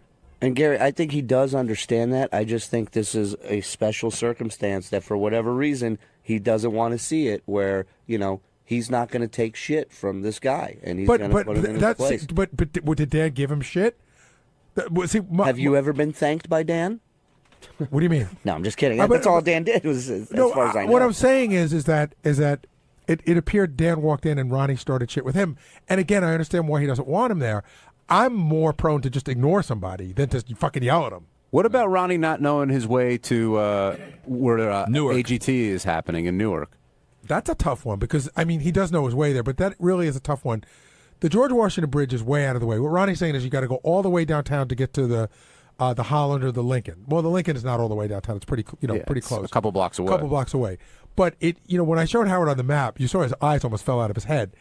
It's a way you can go, but it's the kind of way you go when you're told that the Holland Tunnel's been blown up. Ken in Florida, you're on the wrap-up show. Yeah, the very fact that you're having this kind of discussion about a so-called security person kind of tells you something's off. But that everything's been forgotten about his core job, that he's a hothead on the road, that he fucked up the purchase of the limo, couldn't get the heat right in the limo over the years, song parodies were made about it. The guy's just wrong. Well, I don't know that you could yell at a guy for what he does. Like, I don't know how many... See, here's the problem. Like, you have a boss, right? Whatever you do, you have a boss. Ken? Yeah. Well, I'm my own boss these days, but okay. yeah, I know what you mean. All right, but say, okay, do your employees know what you do on the weekend? They probably don't. They don't get to see... Ronnie is out on the weekend being videotaped by our staff, so we know Ronnie's every move on the weekend. What if we didn't know what Ronnie did on the weekend? He went out and he got drunk and he got nuts and he yelled at people and he came in on money you'd never know. Ronnie, Gary, let me ask you a bigger picture question, which is this. Do you think, and I'm not kidding, I'm being very serious, do you think that Ronnie's star, which we joke around sometimes is right, do you think it's gotten to him? Do you think that he's been affected by the success of the block party, the appearance in a film, possible TV shows, all this stuff? Do you think that level of fame has touched him in some way where he's a little bit different? I don't think it's such a huge level that it would give you a big head. I don't think so. Ronnie can be hot-headed. I think Ronnie would hate Dan if he never went on the road. But I'll throw it back at you. What do you think? I think it's affected him in some way. I don't. How could it not? I mean, if you have a block party named after you and you got all these fans coming and screaming and loving you, it absolutely would get to you. May I ask him? Please do. Angry Dwarf. Ronnie, the question on the table is, calm down. The question on the table is, the block party, the movie offers, the sold-out shows, has this somehow affected you, giving you a little bit of a big head? Why? Because I fought with Dan. Wait, hold on. I would fight with Dan argue with Dan if there was no block party. That's what I just said. And I'm sorry, it has nothing to do with the block party. It has nothing to do with a big head. It has nothing to do with being. But even whatever. though Ronnie Howard specifically told you to back off, you're like, I can't back off, Dan. No, I can't. Why? I mean, your boss is telling you to back off.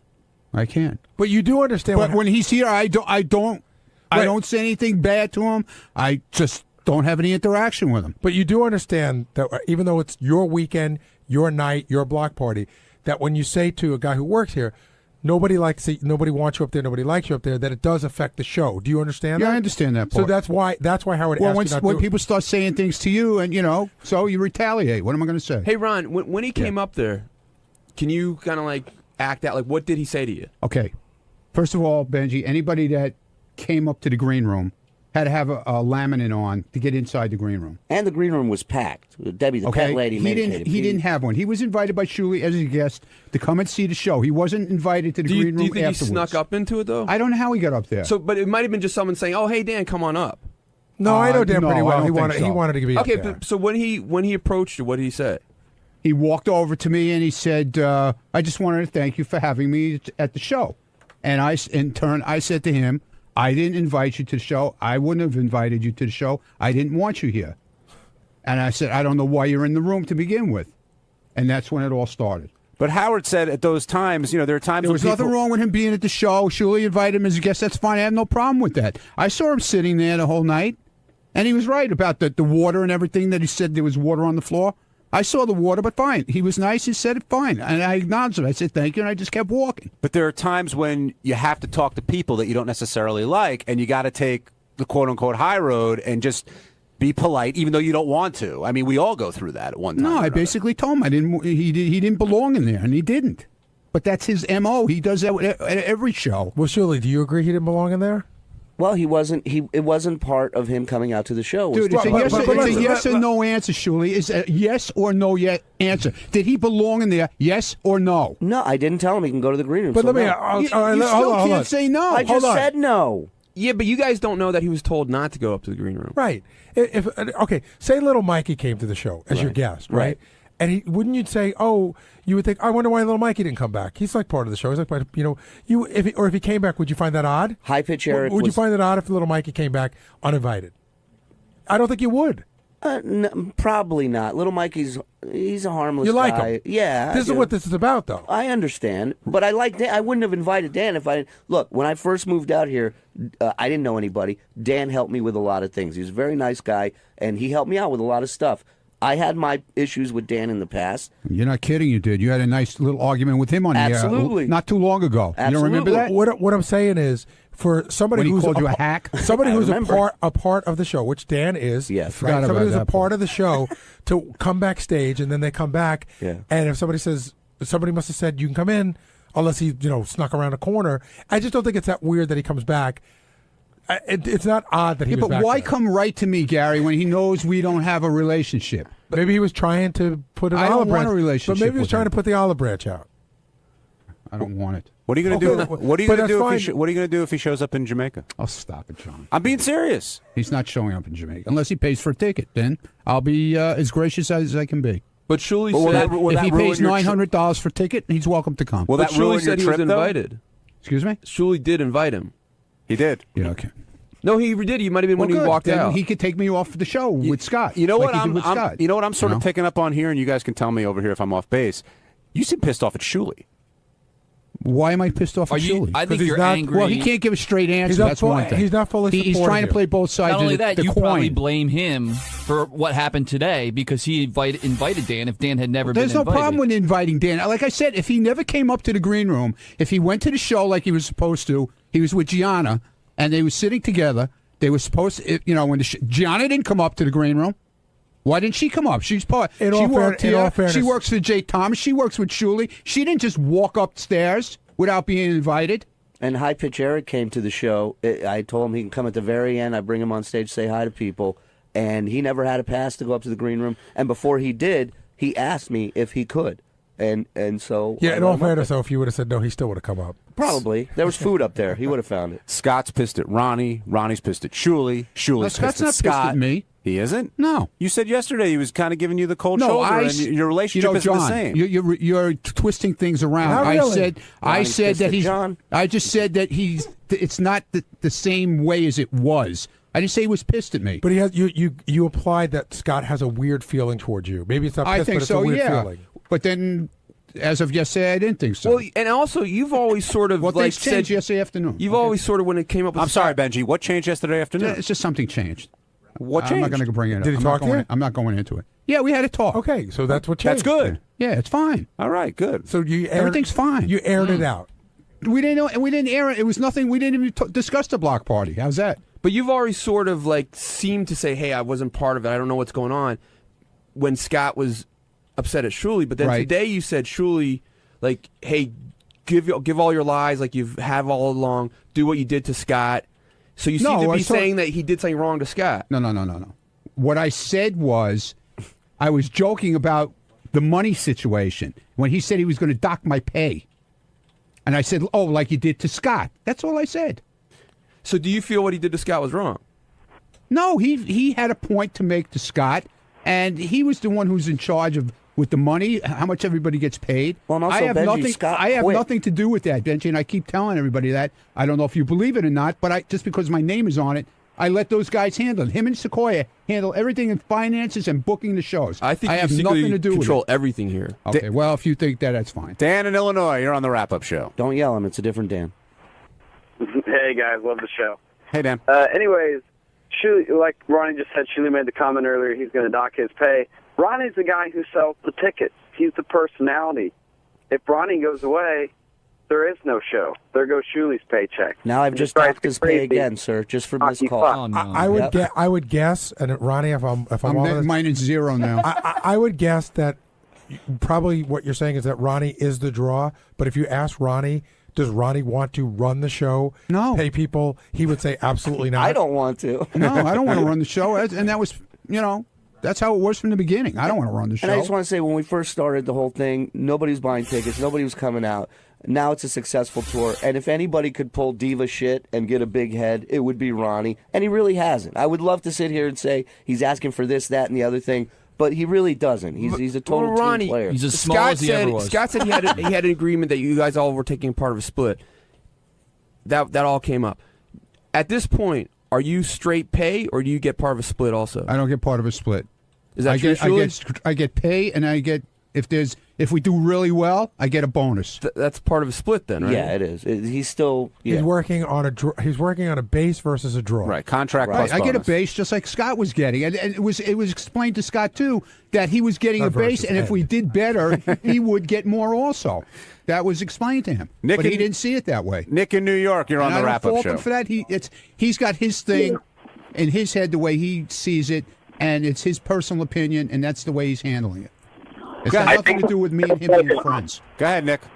This is like a Ronnie vortex now. It's Benji Stick, just in Ronnie format. I think I'm not Ronnie's trying to do a shtick, mister. I'm really not. Mister. I'm not. I was because Dan started this whole thing. You know, I'm not trying to. There's no vortex here. Take it easy, mister. You were great. You would just kind of come in, you'd have your quick little to say, and then you'd walk Yeah, but away. Howard kept calling me back in, dude.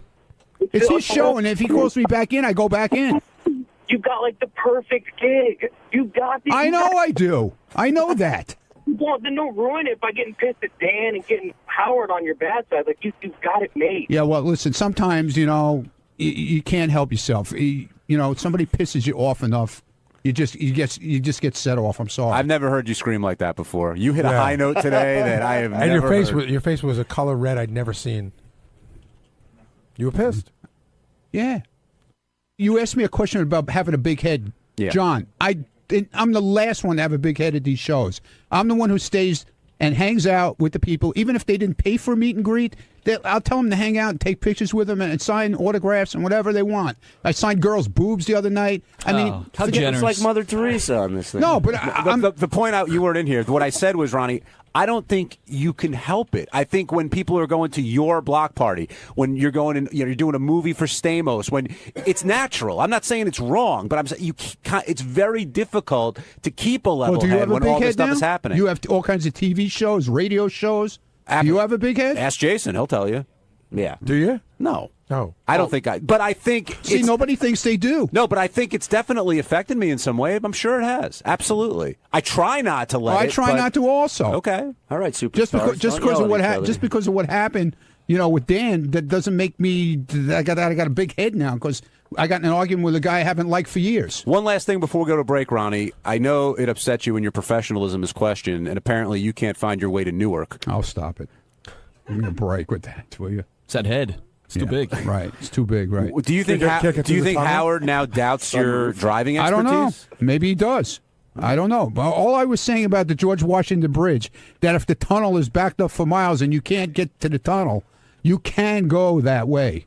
It is miles out of the way, but if there's no traffic, you're constantly moving, you're still going to get there. You're not going to sit there for an hour trying to get through the Lincoln Tunnel. By the time you get through the Lincoln Tunnel, you could be there by going through the George Washington Bridge. If it's backed up and you can't get out of the city. But how special a circumstance would you say would have to be? Like when they close the tubes of the tunnel and the tunnel is closed and you can't get near it?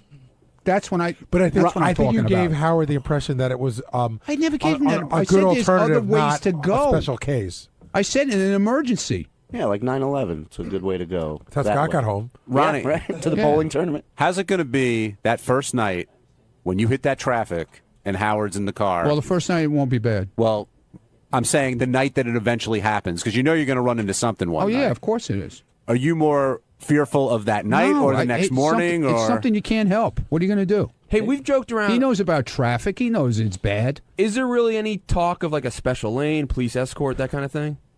Not about a special lane, but I've spoken to some people that might be able to help careful. us get through stuff. Who just got in trouble for this? Was it P. Diddy? No. Somebody got in trouble for Yeah, getting well, in the New Jersey. State Police got in Who trouble. had the police escort? It was a rap star. I don't know. It was 20 Ferraris or something. And, that was a different one. Oh, that was there a was different one in New York. It was P. Diddy had a special police escort, and all those guys got in trouble. Well, I'm not saying anything, and I'm not saying I'm gonna use it because you already did. At this, no, I didn't. Kind of did. Because at this certain place where this thing is at, it's not. You don't really need who these certain people couldn't help us really What? that much. I know what he's saying. Oh, friends of ours? They really couldn't help us that much because when you get off the highway to where we're going, it's a quarter of a mile to get there. So from there's the highway. no special way to. Yeah, there's really no Have you ever special. thought of, like, I mean, they doing- could push us through maybe, but Have you looked into a speedboat? Or like I'm an serious. ambulance? How about an ambulance? No. No, Have you ever serious. thought of like taking an No, ambulance? I know what you're saying. You could take a boat from here and get there quick. Jet That would be Well, so no, that cool. would take you to Jersey. That would take you to Jersey City. 7, you're on the wrap-up show. Oh, let me talk about Ronnie. Can we come back to it for 1 second? Go ahead. All right. First off, okay. Dan, the song parody man, I've had him in my recording studio, is the nicest guy on the planet. I've never had a problem with Dan. He comes in, he's always pleasant. He's always never said a negative word about anyone on the show ever. Okay? I think this is just turning into the Ronnie Munn show. It's like he's treating Howard like Howard's an employee. I cannot believe Howard's putting up with it. I mean, how much can Howard take? It's becoming psychotic. Am I right or wrong here? Well, Ronnie's right here, Ron. Whatever, the guy's got his opinion. Ronnie, come on! Everyone thinks it. You're out of your fucking mind. I mean, how are you going to blow the greatest thing ever? You're a limo driver. God bless you, and now you're a midget security man. That's awesome. But you're going to blow this, bro? By Go hang acting out like with your a buddy, fucking and you have, banana? like I said, go hang out with your buddy. You got your opinion. He's not be my buddy. guest to I've have only your met him opinion. a few times, but he was always a mensch. He's never bothering nobody. How do you know? Have you been here? Have you been around when he's been up here? Everyone who's met him says he's Okay, a good great. guy. Everyone who's met him. You bring me all those people that met him around here. All right. Well, listen. Ronnie, it just seems that you're going to blow it. You're Well, on that's a my crash problem, not course yours, sir. You have fuck your up opinion. a Like I good said, thing. you have your opinion. Sir, this is Shuli. What are you doing next March? I'm coming to break his balls in Jamaica. Yeah, good. You do that. By the way, to correct one thing Shuli said, that Dan never had an office up here, that's actually not true. Remember when we were at K-Rock? Yeah. We had that engineering closet. Right. Oh, the smoking The closet? smoking closet. Right. And he used to do his work Oh, in my there. God, He used yeah. to work in there. Yeah, but that was just for a short period of time. Well, That remember was- when we got here, he kept moving to different people's desks, and people were like, "What's he doing here?" We had a closet that was full of old equipment where people went to smoke after it was illegal to smoke. Was that next to Scott? Yes. Yeah. And it was a smoking closet. And then, like, one day I walked in there, and he had a little set of speakers. It was, it really looked like it looked Cigarettes like he was in the going. basement. Yeah.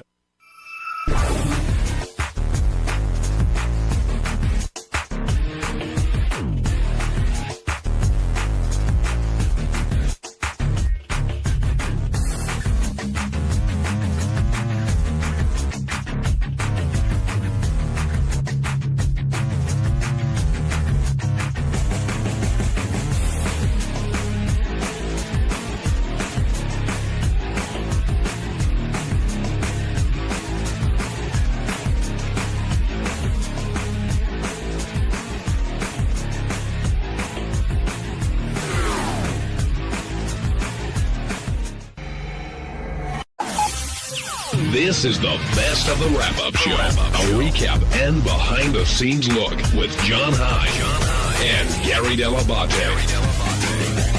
The best of the wrap-up show begins now. Hey, it's Gary Dell'Abate. On Monday's wrap-up show, we talked to Sal and Shuli about their big trip out to Vegas at the Hard Rock Hotel. Sal felt he was mistreated. He threw a hissy fit. Some people said he had the right to. Some people said he was being a diva. So we hashed it out, and here's how it went. Sal, you did not have a very good time at the Hard Rock. At least I had didn't a sound great like that to me. In spite of what had happened, I had a great time. But you trashed the shit out of them on the air this morning. You probably will not be invited back. That's fine by me. I don't want to go back. Do you want to go back to a restaurant? But did you have a great time, or do you not want to go back? I had a great time with the guys. I had a great time with the fans. I had But a terrible, they terrible experience with the nightclub, with the casino and the club. And as a courtesy, before all this went down, I might interject here and make you aware. I just realized I'm interjecting on myself. But anyway, I went to Shuli and I said, Shuli, I'm upset about this, but before I go any further, do you have any problem with me voicing my opinions and my disgust with what happened? And Shuli said no. So if Shuli would have given me said no as a courtesy to Shuli and Ronnie and the block party, I wouldn't have said a thing. And John Lieberman was there as well. So I only voiced my opinion after I went to Shuli respectfully to see if I could do it. But you didn't. But with that being said, like I didn't know. Can I say something would mean writing "go fuck yourself" on a check? Like there's. Shuli, you laughed and said "go nuts." You laughed and said "go nuts." But you know what? Like I said, I went to them first as a courtesy. They fucked up big time, and to tell you the truth, I think I was quite nice. Why did you give the 18% tip? What? Because you know what? The girl's still working. She still did her job. I don't believe Sal did. I'll That's my guarantee it. statement. He doesn't believe I don't believe you I don't paid. believe you paid the check yourself, and I don't believe Why? you gave 18%. Why would you think tip. that? I just because I toured with you wanna- for 2 years. You want to bet before on this. it? You want to bet on it? But Shuli, what do you? Wait, hold on. What do you mean you toured with him for 2 years? And- Because Sal, when he gets at these shows and he gets a couple Kettle Ones in him. Kettle One and pineapple. Kettle One and pineapple. And wine on the plane. I watched Wine it one on the night. plane. I watched it one night, and he knows this story. He laughs babe? about it now. Yeah, but it's just funny. One of the guys that promoted us early on, he goes, "Hey, babe!" He yells. He goes, "Hey, babe! Kettle One and pineapple." And he goes, two, babe, two. That's not a big deal. The guy goes, "What do you want to drink?" And I said two as a courtesy, so he had to go back and forth. This guy you're served too drinks kind. like crazy. So look, I waited 5 hours for my food. My key card was fucked up 2 times in a row. I was angry, and there was no place to sit. We're sitting outside. As soon as I get outside, it's the sweltering heat. I'm sweating there like a Cambodian with flies on his fucking face, and I'm like, I can't even sit down in this place. We're doing a poker tournament. But you know, we're when doing you talk, hold on, wait, when you we're doing a talk to poker John, tournament. when you Wait, talk wait, to wait, John, let me you just gave. finish. But we heard what went wrong. When you talk to John, you gave a totally different side of things. You stood behind everything that pissed you off. There was no mention of writing on the check, "This is for your manager, not you." There was no mention I still tipping stand behind anybody.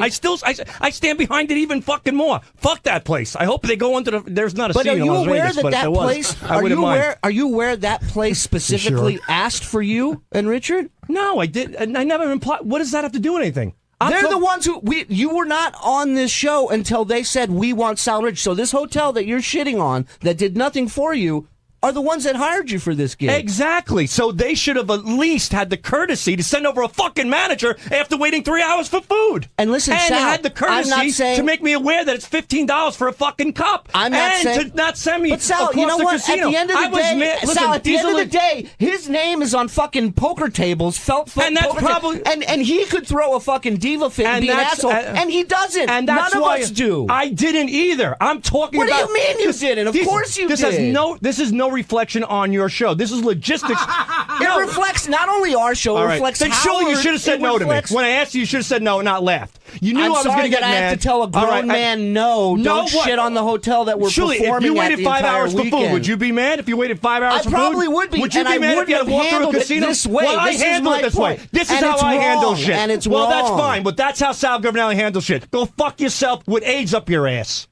Sal, I do have one thing I do want to say, and I can understand as a patron you being upset. That's But all hold I'm on, hold on, talking hold on. Let about. me finish. And I'm No, sorry stop. to Let me reflection finish. on the block Oh, party, I'm and that's fin- why I asked Shuli as a considerate You're a person. grown adult. You're a May I father. finish You the have thought? kids. You know what's Why right did you and laugh wrong. it off What and are you, say what yes? What are you Why pinning did you this laugh- on me? I'm not pinning it on you. I didn't go, I'm Sal, not. right? Go fuck I'm not yourself on pinning a it check. on you. I'm saying Take that- responsibility for it. I Maybe, did. I maybe came you to didn't you. handle it in the right way. What's Instead the of right being way, a tough Shuli? guy, What's the right way? Then you come to Sequoia. You go to somebody and you say, listen, our food is in here. This, that. There's 9 million things going on. We have 3 events, one after the other Saturday, and I'm going to bother your guys? No, but you bother me with it. I didn't come bother to me you. and I didn't bother you one You bit. just said. You asked me if it You was were standing okay. by the pool and you laughed your ass off. I wasn't even at the pool for Whatever the bikini it was, contest. but you said yes.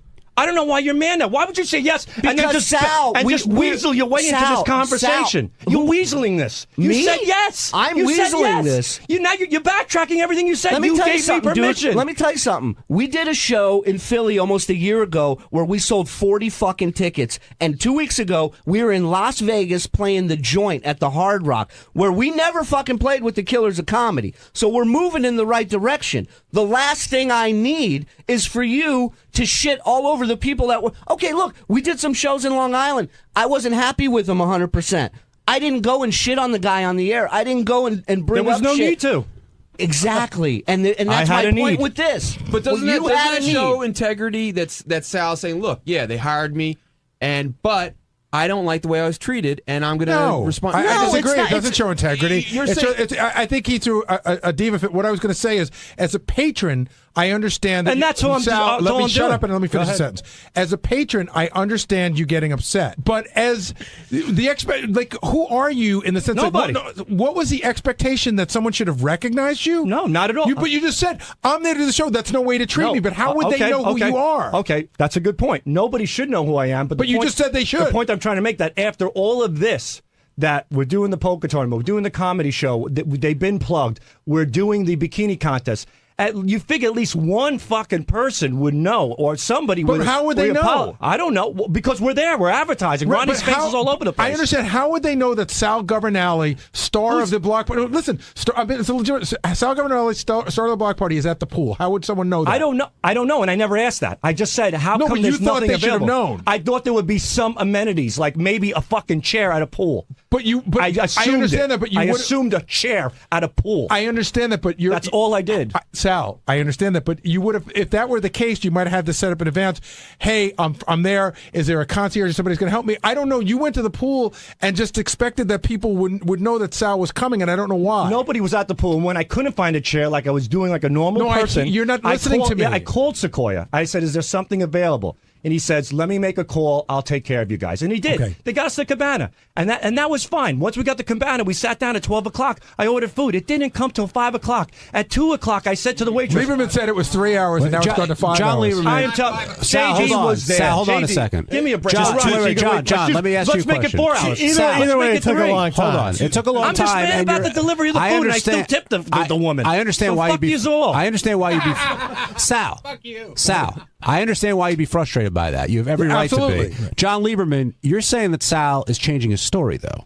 Two quick questions. The time was different. Today in studio, you said 5 hours.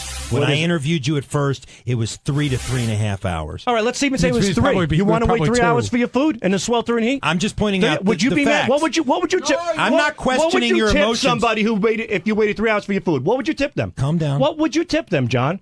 Calm Mr. down. High and Mighty? Go I'm ahead. not No, being no. high and No, mighty. you're slithering your way into this. You're slithering your way into this. You're trying to manipulate I'm the the story. one who interviewed you there. I'm manipulating the story. What's I your interviewed point? you there. What's your point? All right, so let's make it. Let's say it was 2 hours. If you shut up and let him talk, No, he'll fuck get to it. his point. No, because you guys will keep packing away until you can paint me into some diva bullshit. I'm not. I waited 4 or whatever, But you even did 3 tell hours the for my waitress food. who you were. What? Big deal. Thank you. That's my point. You Big identified deal. yourself I said, to yeah. the And I waitress said, that can you I were please Sal speak- Governale. can I please okay, speak but to a manager? That's all I wanted to interject because you were saying to Gary, they should know who you are, but you never said who you were. But I was told by the pool manager, you made it clear who you were. To the lady after 2 hours that I'm Sal Governale with a show here tonight. Haven't gotten our food. We're very, very tired. Can I please speak to a manager? It's been 2 hours since our food came. She said, sure. She took off like a rat out of a fucking sewer. I never saw her again. Our food came 2.5 hours later. Sal, can I just ask you one? How can I be guilty of being angry over horrible service and still paying like a gentleman? Can I ask you one question? If you could just stop talking, can I ask you one question? I see you talk about a lot of stuff and usually have a pretty good sense of humor.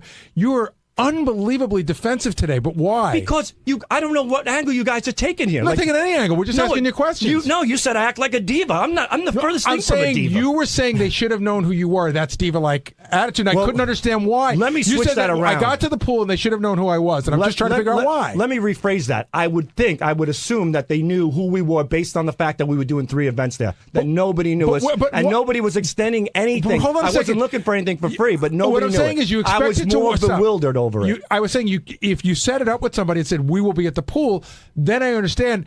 I think there's an expectation part that I don't understand that you, Sal, should have walked out and they should have recognized you, and I don't understand The only that. expectation I had was my food at least a half hour late. You just switched gears. You said No, I didn't. You just said they should have known we were coming, but how would they have known it? When I say they should have known we were coming, it came down to the part like when we get outside and first of all, this is after walking around 40 minutes with my keys all fucked up. Has nothing to do with anything. How would they usually know you when were we're booked going? in a hotel, there's somebody there that they know who we are. There's a casino host or somebody who's aware of it. So nobody made me aware of it. I stood online. I got my key. They fucked up. I went back downstairs. Nobody knew who I was. And I figured at that point, like, this guy's part of the Ronnie Munn block party and the whole show like that. I figured somebody, as a courtesy, would. They always do at casinos. They go out of the way for big gamblers. They But go out of whose the way. fault is that? Is it the fault of whoever's setting up the show, or is it the fault of the? I'm trying to just figure it out. I don't think it's anybody's fault. I think it's got to be somebody's fault. I think it's a lack of competence on the casino's part and frustration.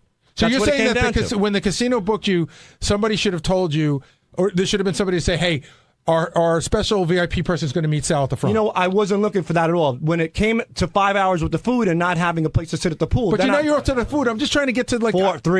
3 hours of food. And once it got to that point, once I was frustrated, Can I I said. just- Once I was frustrated, I said. Nobody even knows we are here. That's when it came out. But whose job was it for someone to know? I guess is the question. I don't know. I've never done this gig before. Let me I ask don't you know. this, But when you Sal. do other gigs, who tell? I don't know. But I'm saying I'm just saying.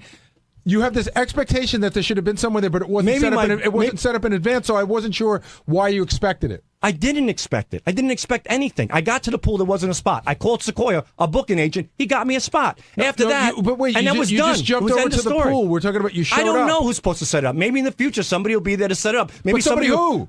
Sequoia, our booking agent. Okay, Maybe that's he'll- what I was trying to get. And he's always been great. Right now, I have no beef with the guy. I'm trying to figure out who you were expecting to set this up. Hey, Ronnie. Ronnie, I got a question my for booking you. agent. I've been working with him for 6 years. Not anymore. Ronnie, do you think that Sal acts like a diva, or is he acting like everybody else on the Block Party show? I don't know. I wasn't there. Be honest, Oh, Ronnie. come on, you heard what happened. You just saw Yeah, I it. heard what happened, and what happened was, I guess they didn't know who he was. I'm sorry.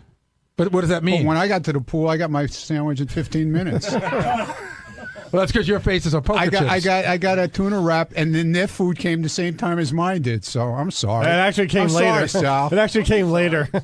I just want to ask Sal a question. Sal, can you? I know you're into sticking with your guns, and if people are going to rip you off, fuck them. But can you understand how it may reflect poorly on the rest of us? Because this is the first show you're doing with us. You don't do the block party with us, so it's the first weekend you're with us. And can you see why I would be upset? Why it may look shitty on our part when you're giving audio comments to John Lieberman about how all the employees should be shot from a tower with a rifle. Well, I had a few at the in me Hard there. Rock. I take that one back. But first You of had all, a lot in you.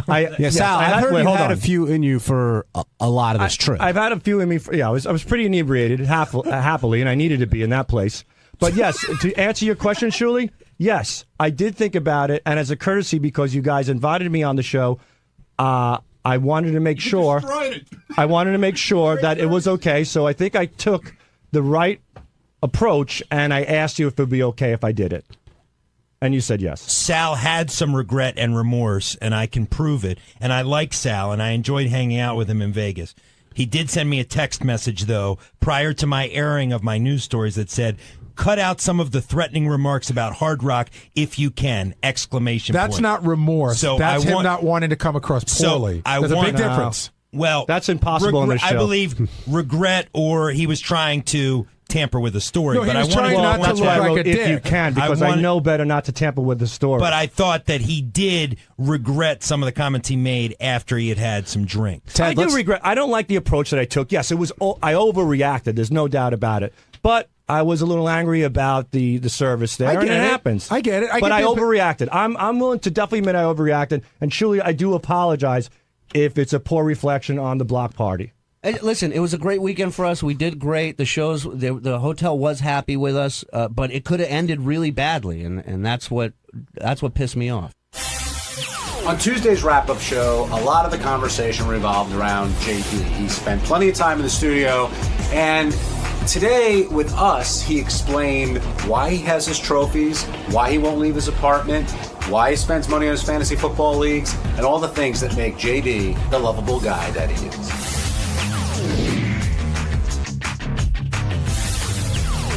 Give us a call to talk about what happened on Howard's show today. A lot of it was J.D. Harmeyer, at least most of the first hour, where Howard pretty much wants to make you over, and you refused his offer to take you shopping, and you could have walked out of there with a new apartment, some new clothes. I'll take a new apartment. You want to give me a new apartment? I'll take that in 2 seconds. Well, it depends on where it is.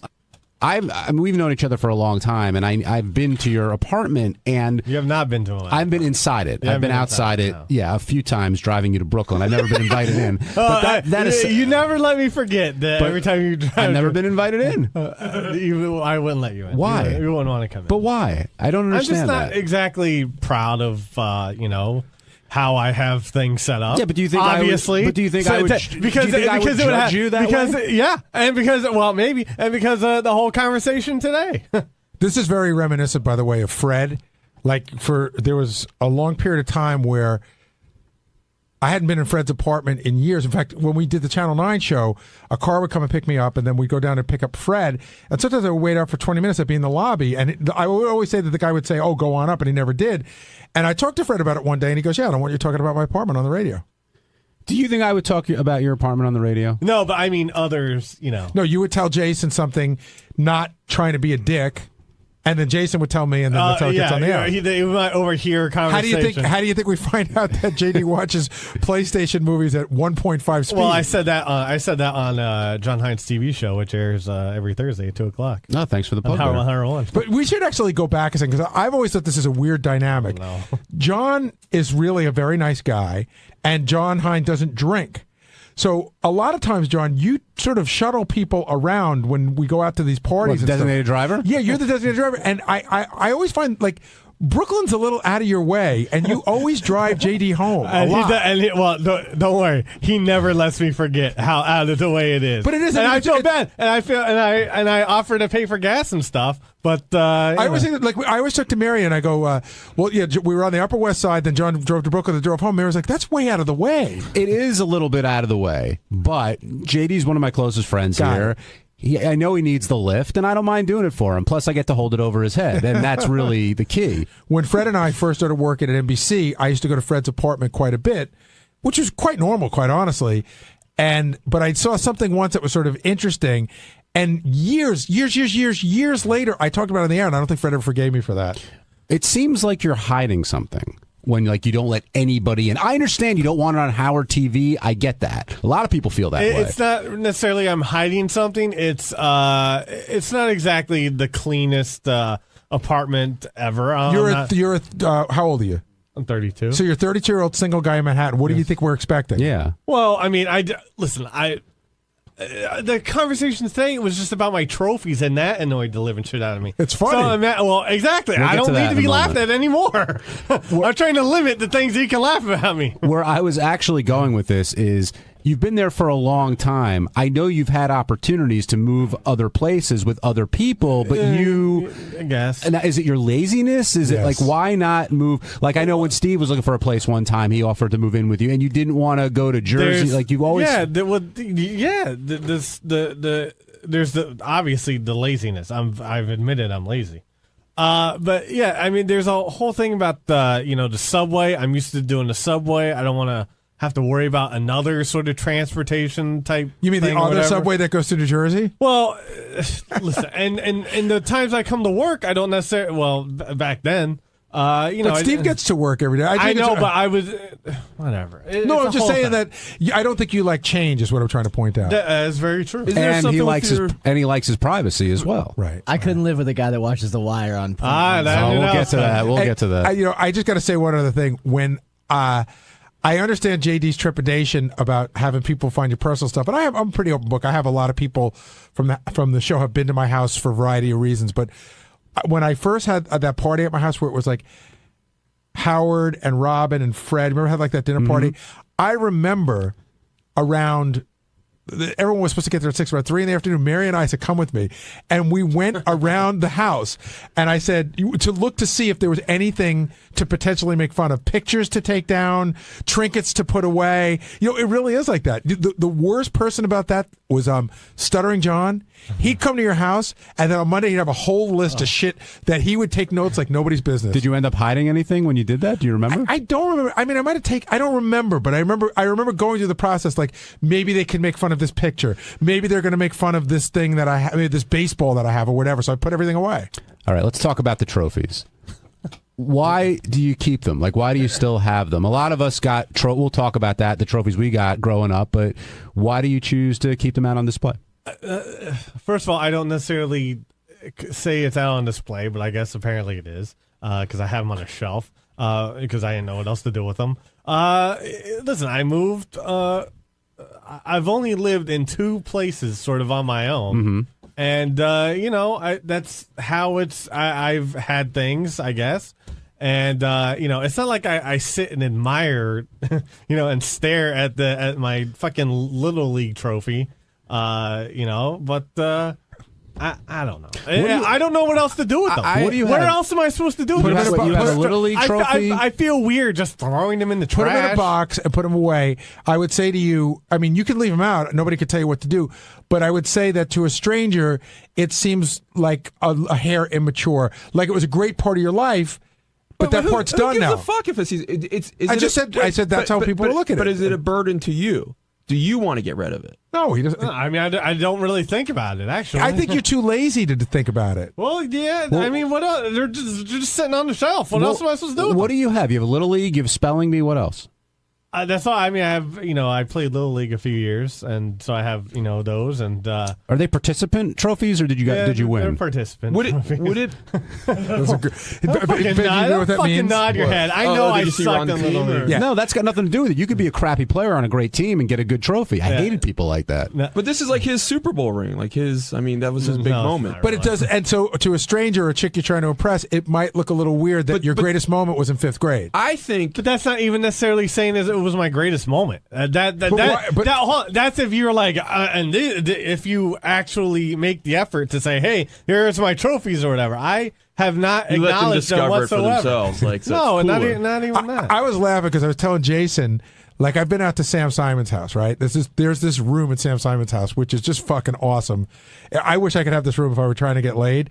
It's his writing room where he goes to write. It's got a computer, but there's a ledge that sort of goes around the ceiling, and it's just tons of Emmys, tons of Cable Ace Awards, Critics' Choice Awards, People's Choice Awards. I mean, really impressive, and they go all around the room. That I get. I think because all right. Do you think it's at all related to your fear of death? Because for me, like holding on to stuff like that, I know is like it's a big part of the fear of death thing. I don't know about that. No, I mean maybe in some subconscious. I don't know. I haven't thought about it. If we gave you if the show said to you, "Hey, we'll give you $300 for one of the trophies," would you trade it? Sure. Oh, so how about $100? I don't know. I'm sure someone out there will buy. That's a great way to get rid of it. Just why don't you sell them? I mean, I don't know. It's a weird. First it has my name on it. I don't know. You don't want someone else going around claiming that they were the. I don't think. Weird. I don't think my name in someone else's possession. I don't think you would part with that Spelling Bee trophy for $300. Oh no, I would not. Not the Spelling Bee trophy. No. So that is definitely one of my proudest moments of my. And that's not a participant trophy. Yeah, you won. That's a champion trophy. I fucking won Black Lane. No, was that the for the school, the county, the school? Yes. And what grade was that? Sixth. I think 6th grade. Yeah. The JD's actually a pretty good speller. He's an excellent speller. Let's go on to something else. EXCELLENT. Let's go on to something else which you shouldn't be proud of, and that's watching TV shows and fast forward. Not The Wire. The Wire is arguably the greatest American TV show ever made. I wouldn't give him as hard of a time if he wasn't a media guy and wants to be a director, and you're supposed to appreciate all this art. I've said this over and over. I haven't done this with every episode. I haven't done it with every scene of The Wire. I didn't watch. I didn't do it with all of The Wire. Some parts, yeah, because it was like trudging through. Well, it's a little tough. If it's trudging through, then maybe you don't like it. Well, which is okay not to like it. I liked it, and I can see how some people think it's one of the greatest TV series ever. I don't know what the greatest TV series ever would be, but that's my opinion. Mad Men too, right? I've done that with episodes of Mad Men. I'm just gonna give Steve season 2 back because I haven't even watched. Because I'm coming to take it back if you don't. I watched one disc and I just haven't. I'm too busy. I'm playing. No, I hate to say busy. I hate to say busy, but I'm playing Madden now. One last question before we take a break. Yes. Howard's saying, why are you spending hundreds of dollars playing fantasy football? But you don't see it as a waste of money. You see it as an investment because you're hoping you're going to win the leagues, right? Yes. Yeah. But that's not really. I mean, you always hope that you'll win, but even if you don't win, you don't really care. You enjoy playing. Well, I mean, I enjoy playing when I feel I have a chance. Whenever shit hits the fan and I'm in last place, that's not so fun anymore. I'm like, I just basically wasted $100. Do you think Howard doesn't understand fantasy football, and that that most guys would spend that kind of money? Well, I don't really think Howard gambles all that much anyway. Well, he plays poker. No, I know that, but like he just doesn't do it all that often. I don't know when the last time he played poker was. Gary, you liked his fantasy football bet. I actually thought it was funny. Did Howard talk about it on the air? Yeah. He did, about how you were going to come out with all those binders. Did I say that on it? I don't know if we got that on the air. No, Howard opened the show with it. He talked about it. Oh, okay. All right. I thought that was a funny bit. Oh, well, thank you. But I listen, and if you don't play fantasy football, the joke is completely over your head. That's why I wrote in the bit for Howard in the email. I wrote specific names that would go with the joke. But what names did you write? I can't remember. I think one was Julio Jones and LaShawn McCoy. No, Tony Romo. No. I mean, he had lower picks, so I see. Wait, he's like, we're going for reality. Oh, here. dude, I don't fuck around. What pick did he have? Was he like the 8th pick? You know what? Since I had like a lower pick, I sort of saw him as having a lower pick, and I actually saw it happening in about the 3rd round because he was coming out, and the draft had already started. So, I didn't realize this bit was that autobiographical. I am nuts. So Howard says he'll take you out shopping. He said he'd do a photo thing and give you a signed photo, and you didn't want that. You said, this is something that I need to do on my own. What did you mean by that? Oh, I need to figure everything out on my own. I need to be an adult and stop being lazy and be a mature young man. But you've told yourself that before. Like, what makes you think all of a sudden now you're going to do that?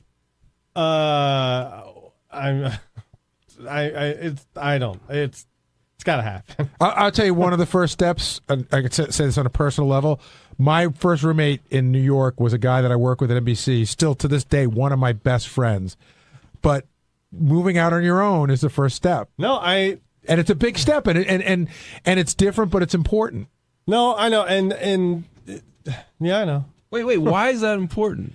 Because at some point you have to live your life by yourself and be responsible for your own things by yourself and not depend on a roommate. Even though sometimes you don't depend on, even if your roommate never does anything, there's always that safety net there that lets you know he could. But so you think it's like you don't think someone like to make an adult choice like, hey, I like living with a roommate. But maybe JD doesn't. Maybe he would prefer not to. But I think there becomes a point in life, I think there becomes a point in life where if you're 40 years old and you've had a roommate for a long time, women start to think you're gay or weird because you're not really exhibiting any independence. Well, now that's his choice; he can do whatever he wants. Would you prefer, like when you say like I need to become an adult?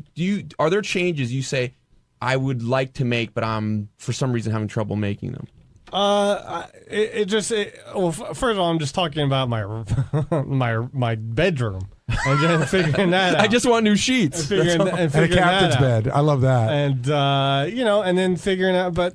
Right now my roommate isn't really around all that much. Is he a problem? No, he's fine. I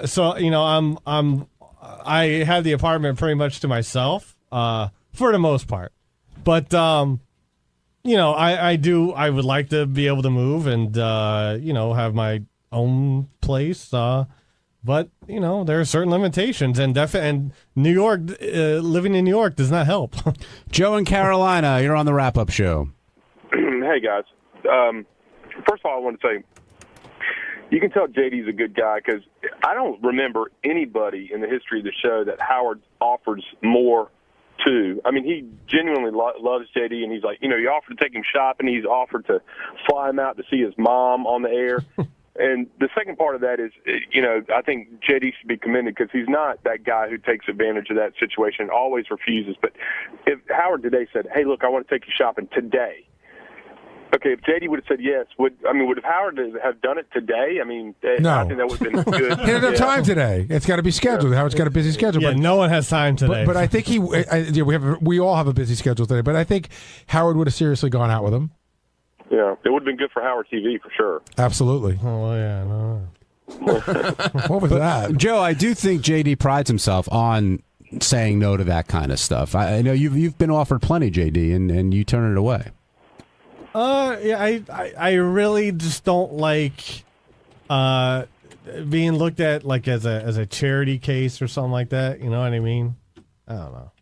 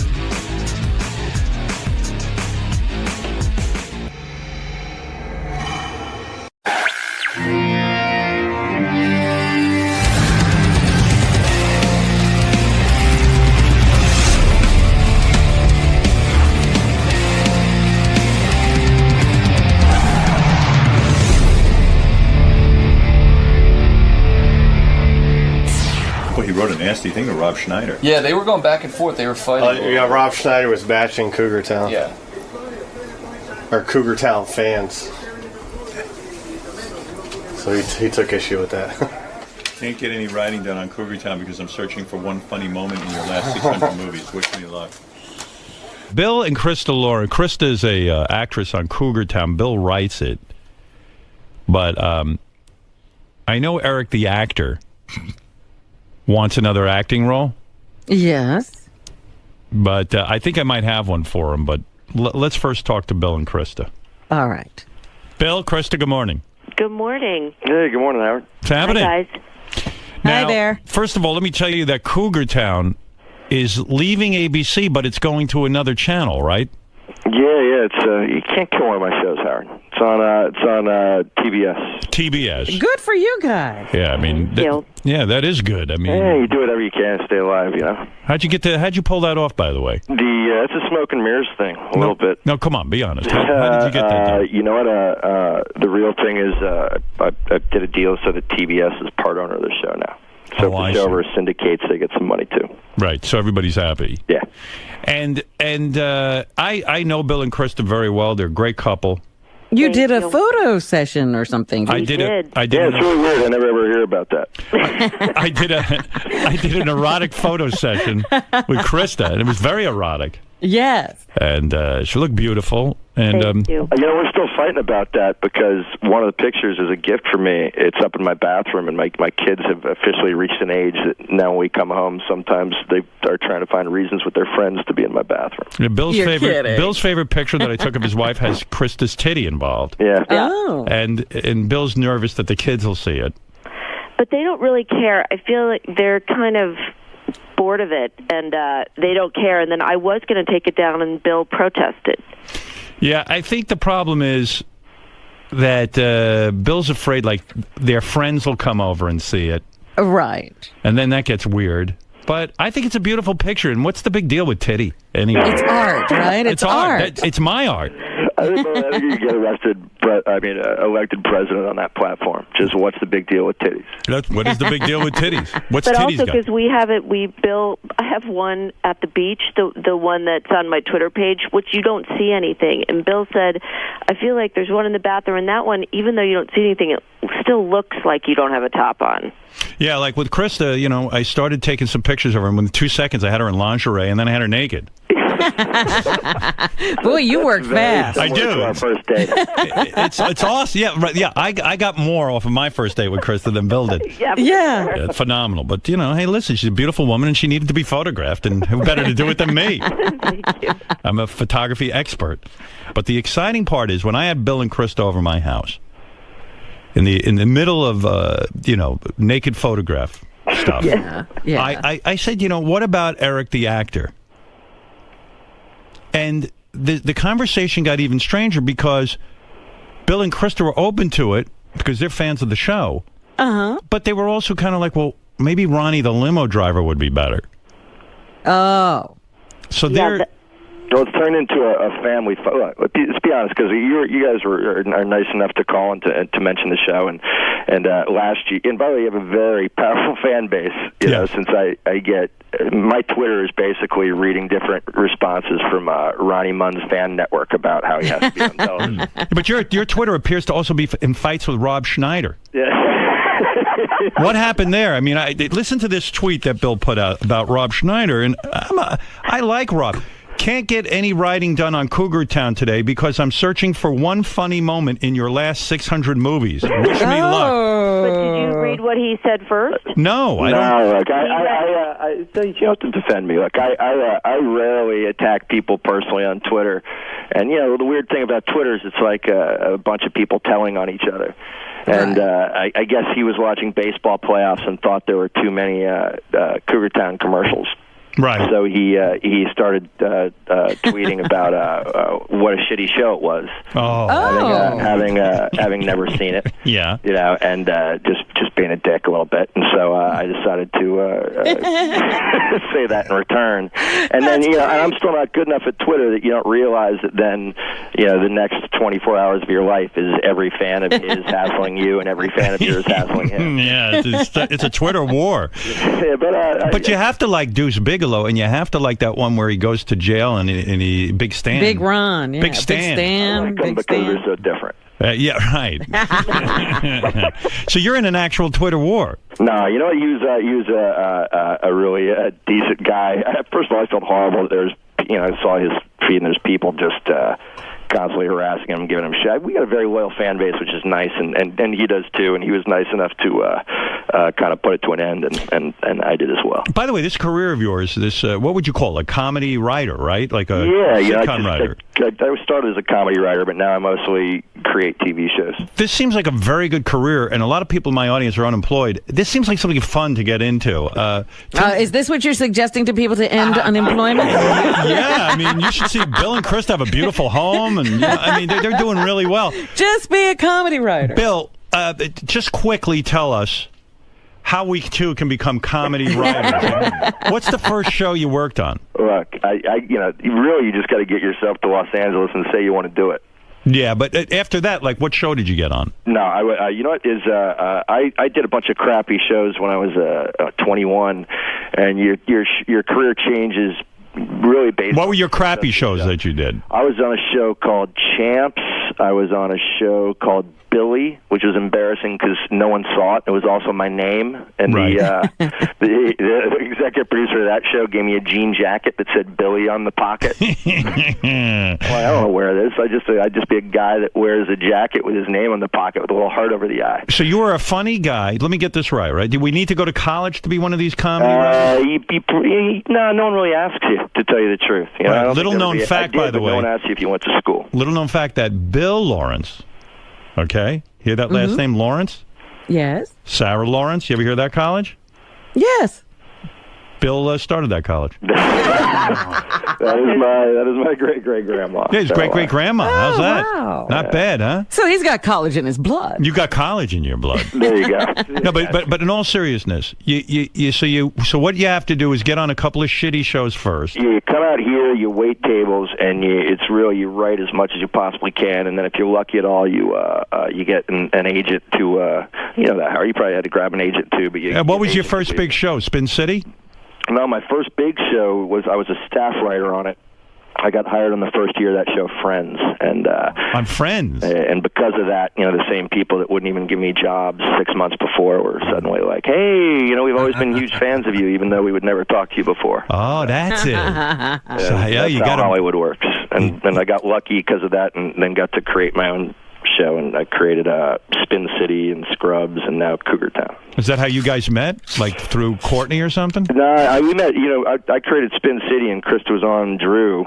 And so we always had to be at the same type of ABC TV events and stuff. And how long did it take you to get into your wife's pants? It was horrible, man. She was really the first woman that I was ever friends with before I dated, because she was. How long did it take you before you were actually having intercourse with her? A year.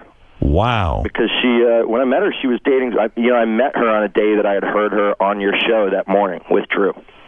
And who was she dating? She was dating a tiny actor. Who? Who were you dating at the time? That guy Danny Grant DeVito, Trod no. from Danny DeVito from who played Miles Silverberg on Murphy Brown. Yeah, he used to ride around. Oh, he would ride around like on Krista's shoulders.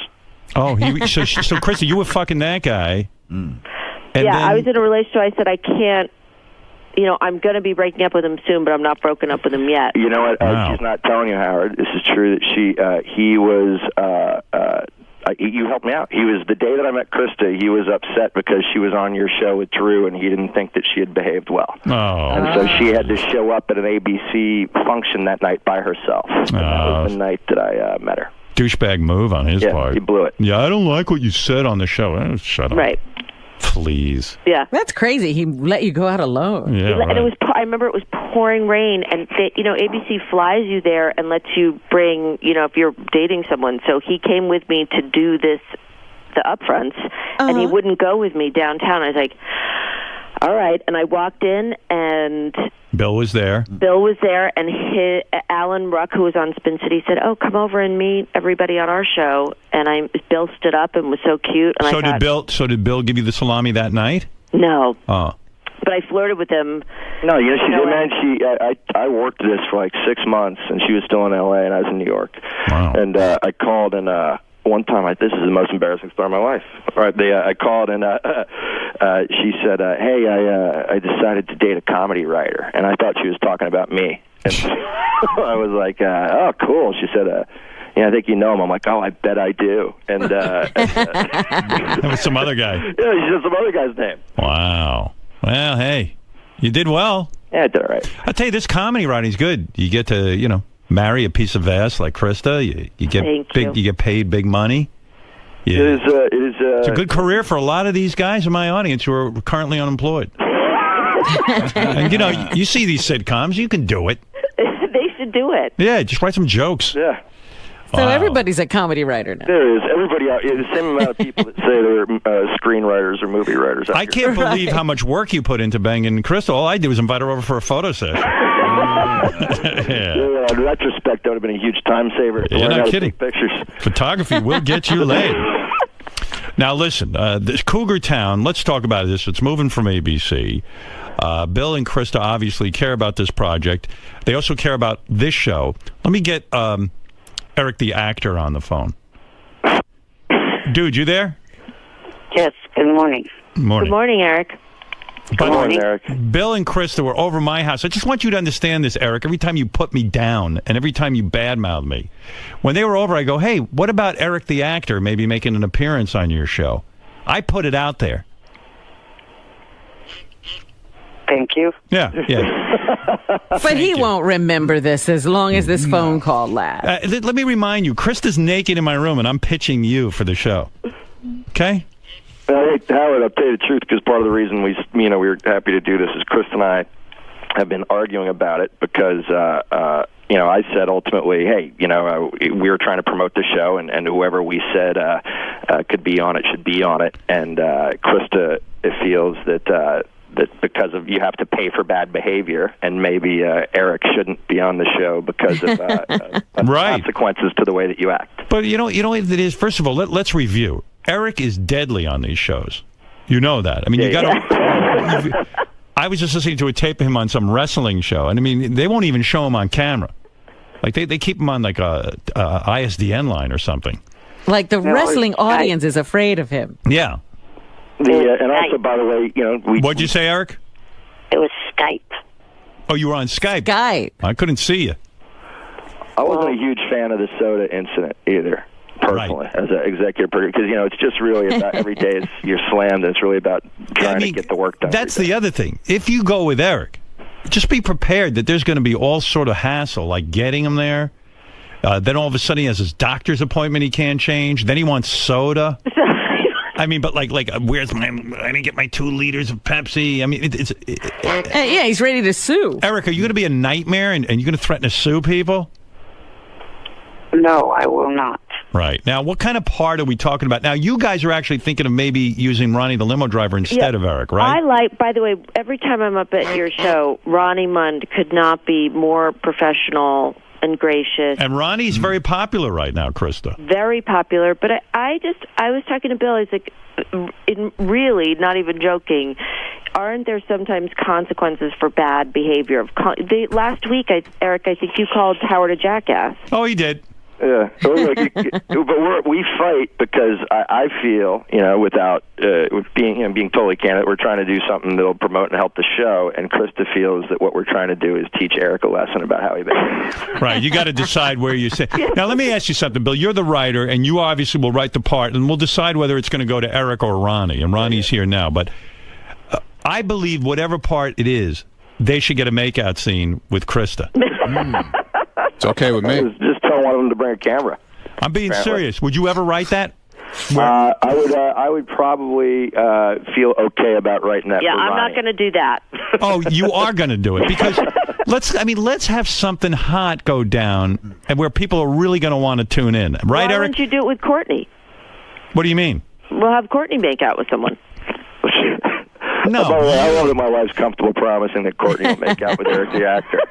All right, either you or Courtney has to make out. Like let's do something fun. Ronnie, will you be up for something like that? Hell yeah. Yeah, you got. I'm ready, man. Yeah. Let's go. Do you want the role? Yeah. Eric, for sure. You want the role? My right? guy on Twitter's been promoting me. Munfan Network has been promoting this guy's show like for 6 months already. Yeah, I feel. I got to be honest. I feel on some level like I owe Ronnie for the work that his people have done promoting the show. Yeah, and so I think that ultimately, you're just deciding whether or not Eric has behaved in a way that he's allowed to do it as well. Krista, would you make out with a guy with a Buffalo Bill mustache?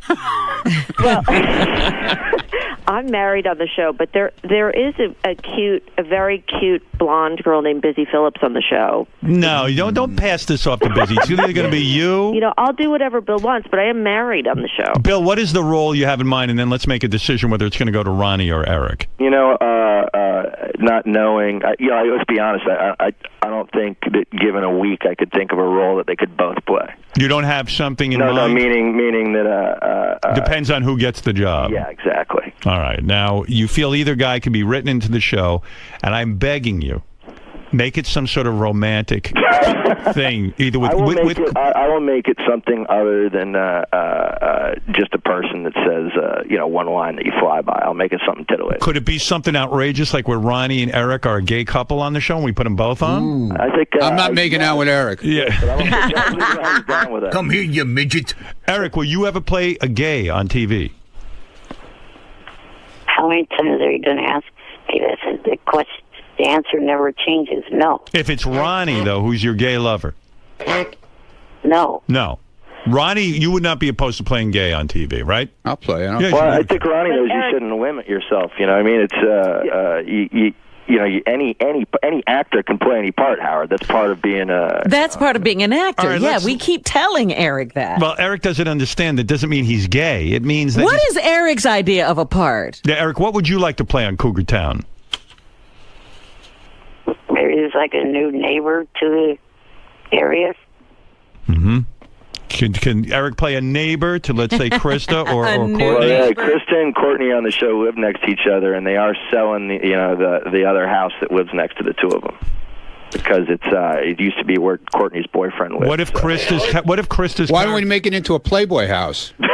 What if Krista's having a baby and then she walks out and Eric is the baby, like she's carrying around one of those baby things. That's her new baby. That's her new baby. Like, oh yeah, I mean, you'd have to be really willing to do some kind of wardrobe type thing. Maybe Eric, only a diaper. Would you be willing to play a baby? No. No. Wow. That's unbelievable. He's the worst actor. He can only play certain parts. How about?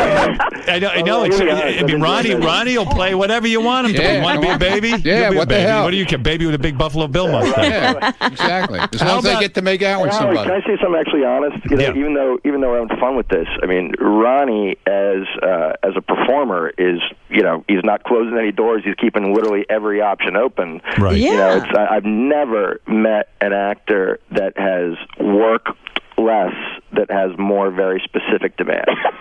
Well, I got some plot lines here. Eric, let's say, like he's homeless, and he moves into Krista's garage, but he moves into like a shoebox. And then she almost throws him out in the garbage because she's cleaning out the garage, and all of a sudden she realizes that in the shoebox is Eric. What do you think of that plot line? You know? Or wait, better yet, Krista's ex-boyfriend. Are you saying? Krista's ex-boyfriend from the past comes, and it's Eric. And she's like embarrassed because it proves that she was not like the hot chick in high school or something like that. Yeah, that's, You know what I mean? that's funny. Eric, would you play that? Yeah, I would do that. Yeah. Like Krista keeps trying to describe you as a friend, but meanwhile she's not admitting you are a boyfriend. Right. Oh, he'd love that part. What about would you wear a parrot costume and pretend to be Krista's parrot? Seriously, I'm being serious. No. You would not. No. All right. No. Ronnie, would you do that? Yeah, whatever you want. Hey, you would dress, Ronnie. Whatever Would you you want. dress in a parrot? Whatever you costume? want. Yeah. Why wouldn't you do Who that? gives a shit? How much fun would that be? That's the attitude of a working actor. Yeah, I mean, Eric, why wouldn't you play a parrot that lives in Krista's house? Recurring role. You know, it's like, wow, this is my parrot. This is what I don't understand, Howard. I got plenty of buddies out here that are just struggling actors, and one of them, you know, he got a hemorrhoids commercial, you know, in which he has to be on TV talking about his horrible hemorrhoids. And so what? That's just a paycheck. You know? You're damn right. Nobody thinks he has real hemorrhoids, does Eric, would you do that? he? Would you play a hemorrhoid? Eric, you really wouldn't play a parrot. You really wouldn't. I would play a person, not an animal. All right. And Ronnie, you say you will play a parrot. I don't care. All right. Eric, so if you were going to they were making The Wizard of Oz, you couldn't play the Scarecrow or the lion? I'd do that. Oh, that you do. What's the difference? Right. Yeah, it's an animal. And you're on a top show, Cougar Town, with Krista and Courtney. I mean, oh my God, that's a dream come true for you. Busy Phillips. Think of how starstruck you'll be. You'll probably see Krista naked. And we have our craft service. They have a truck full of soda. Is that true? Yeah. Pepsi? It's full of soda. Pepsi. It's got to be Pepsi. I'm just saying. How about Eric's actually there and a real cougar comes to Cougar Town and eats Eric? Bill, do you think you have said, you've gone on record saying you feel the name of the show hurt the show? Yeah. Really? Why? Cougar Town? That's a good name. You know what is the way network TV works nowadays is, you know, you need kind of a hook a little bit to sell it. Sure. I thought it was a funny hook to sell the show, and then we kind of ditched the whole idea of Courtney chasing, having sex with younger guys after about 3 episodes. Right, yeah, so it really didn't reflect the show. Yeah, How but about in Krista? retrospect, I probably couldn't get a show on TV called, People Drink Wine, you know, or... Hey, Eric, would you play a part where you're a friend of Krista's and you have, like, you want to be breastfed by Krista? Would you play a guy who's into, like, baby stuff and wants to be breastfed by Krista? I'd have to think about that. Mm-hmm. Oh, you're so stupid. I'm there, man. Get me on the plane. You'll play a guy. Oh, yeah. No problem. Yeah. Eric, do you realize you're sort of talking yourself out of the gig? Eric, would you play a guy who picks up dog shit for a living? I'm being serious. That's a person. Yeah. Right. The job. Your part is that you're this guy. They don't want to pick up the episode's about Krista can't stand picking up dog shit. They have a dog. So they hire one of these companies that comes out and cleans out your yard, your dog shit, and you're the guy who cleans the dog shit. Would you play that? Guy. Doggone. Doggone is the name. Yeah, Doggone is the name of the company. And hey, Howard, there is a dog on the show, and it's a huge dog, so I think part of the joke would be that it's giant piles. See? You like that. And Eric falls into the pile. Yeah. and you get stuck like quicksand. Right. So no, seriously. Somebody's got to get him out of there. Eric, would you play a character that cleans dog shit out of a backyard? Yeah. You would, okay. Oh, okay. Now we're getting somewhere. By the way, I was teetering because honestly, TV is about how quickly you can do things, and I feel like Eric should realize that if he said, "Look, I'm up for doing anything," that the odds would be that I wouldn't go to great lengths to humiliate him. But as a producer writer, to hear, it can only be this tiny thing. All right, so you guys, this is how real Hollywood works. So my audience is going to get to see this right now. Ronnie is up for this part, and so is Eric. You've talked to both of the actors. I'm going to let them say their piece, and then I want to hear the decision-making process that you and Krista go through when you decide who is going to get this part. Ronnie, would you like to say something to the producer and executive guy, whatever your title is? Well, all I got to say is we've been promoting his show, and that's number one. Right. Number two, I'm up to do anything. So that's about all I could say. That's all you want to say? That's it. Want to mention anything about your acting? Or No. Okay. Any previous history? Nothing. Well, smart. I was on the Vicki Lawrence show years ago. I remember. People are still talking about that. Yeah, I know. All right. Ronnie, there you have. You said your piece. Wisely, you kept off any type of acting experience work that you've done because I'm sure it can only embarrass you. Right. All right. Eric, you have a minute with the creator of Cougar Town and the lead actress, Krista. Go ahead. Well, unlike Ronnie, I have actually been on a couple of TV shows. So, I have had screen time. So have I. And then, even though a certain actor from TV considers me an extra, I am not. I am an actor. Talk about TNA you're presently on. Why would you bring that up? And also, I am working with TNA Wrestling, which they should have another video to you guys to show. He can bring the whole TNA audience, Ronnie. He does have. Well, I forgot to say I did a major motion picture with John Stamos. All right. So you know. Okay. Yeah. And I know that'll be coming out in February or March. So. All right. All right. Well, I think that's enough of a pitch. It is now really up to Bill and Krista, who work on Cougar Town, who created it. They put their blood, sweat, and tears on this. They don't make this decision in some sort of cavalier way because the show is important to them. This is their livelihood. This is what put food on the table. Right.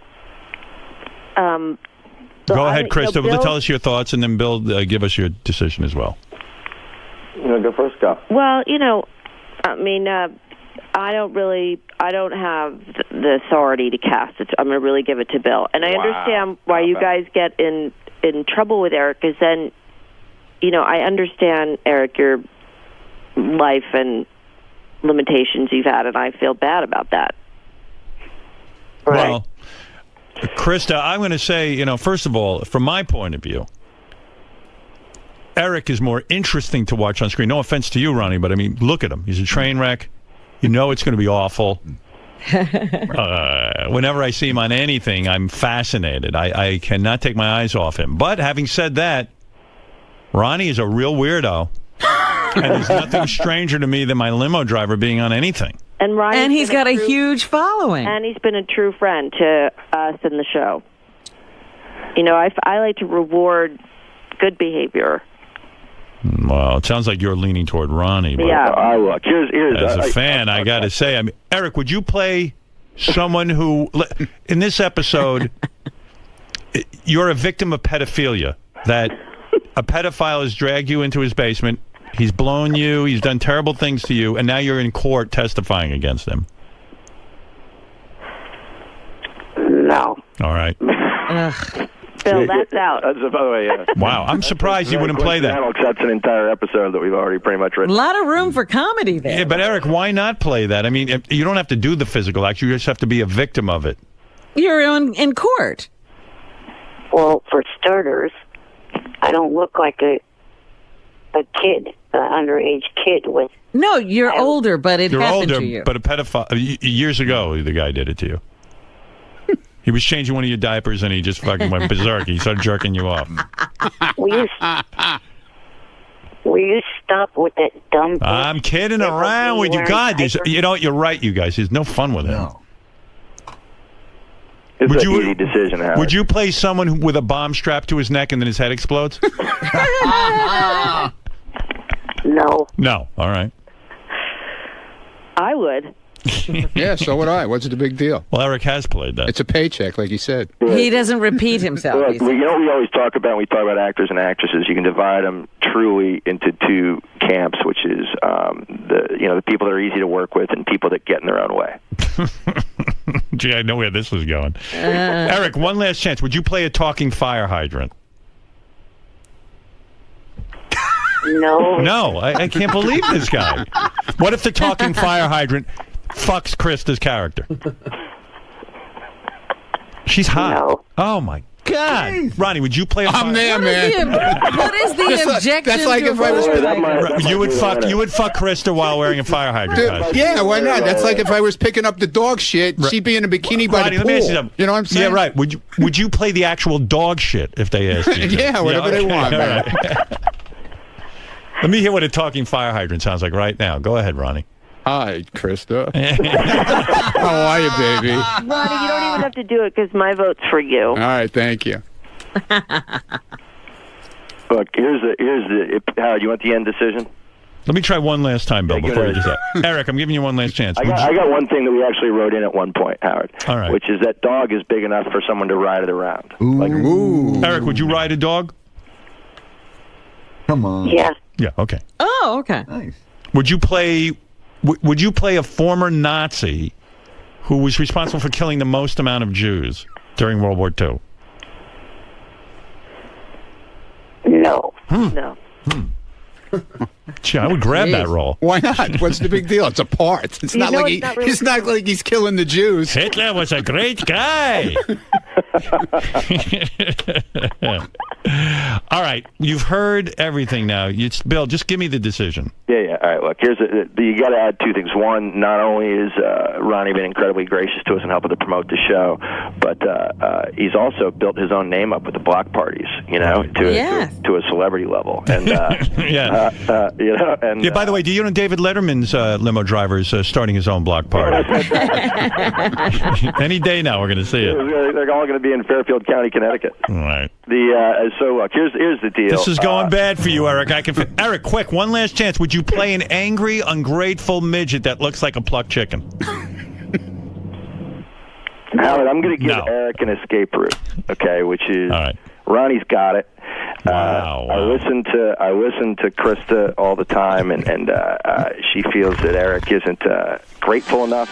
Right. And I will allow you, because the show is already picked up for this year and next year. I will allow you, if Eric behaves well enough for, say, a 6-month period or something that you decide to bestow upon him a part.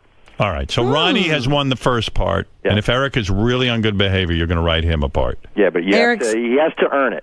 He has to earn Eric's it. on probation. Well, that's real. Eric, did you hear that? You're on probation.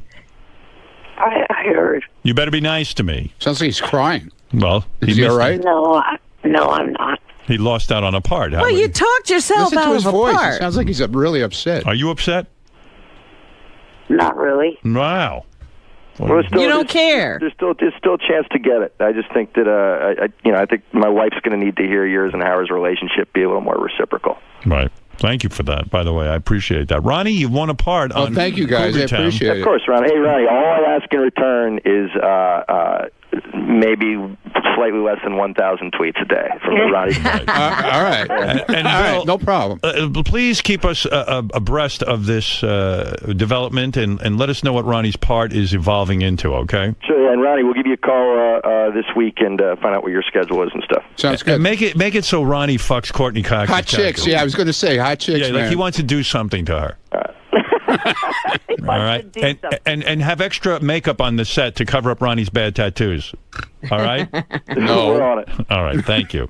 All right, the show is called Cougar Town. It features the work of Bill Lawrence and his beautiful wife, Krista Miller Lawrence. Thanks, Howard. Yes, and you two go back to doing whatever it is you do. Eric, I'm sorry you didn't win the part. Ronnie, Eric talked himself out of a part. He did. I don't even know if he realizes that. When you're an actor, whatever they tell you you're going to do, you say yes, sir. That's the best way to get apart. That's a good lesson for any of my fans who are thinking going into this career. Krista, have you ever turned anything down? No. You do what they tell you to do. Well, at least you say, okay, you tell your agents, I'll do anything, ever, anything, and then you know, once it's offered to you, then you can think about it. And you're not going to do a trick, Bill, where like Ronnie plays a corpse or something. It's like no. He's going to have lines, speaking and everything. Oh God, I got to see that. Talking to the principals. All right, very good. All right, thank you. You bet. Bye, Eric. All right, there you go. Ronnie, way to go. Man, I thought he wanted to be on TV, but Eric talked himself out of every part. Pretty cool. First the movies, now TV. Now TV. What is that, Eric? Eric's a shitty actor. All right. I think that every time a part comes up, it should be between Eric and Ronnie. Yeah, it's. I couldn't wait for that. Mr. Mund. Yes. Does today mark your return to television? Yes. I mean, you had a deal in the works. Yes, I did. It's been an up and down, bumpy ride, to say the least. Right. Here's a guy of his word, though, Bill Lawrence. Right. Is a guy of his word, because he said if that show got picked up, I would have a part on that show, because I promoted the shit out of it with my guy from Mund Fan Network on Twitter. I got to give him props for that, man. He was on there all the time hounding them and promoting the show and saying, listen, if the show gets picked up, you're going to keep your word, Bill, aren't you? Blah, blah, blah, blah, blah. And Bill kept his word. So that's a man, that's a man.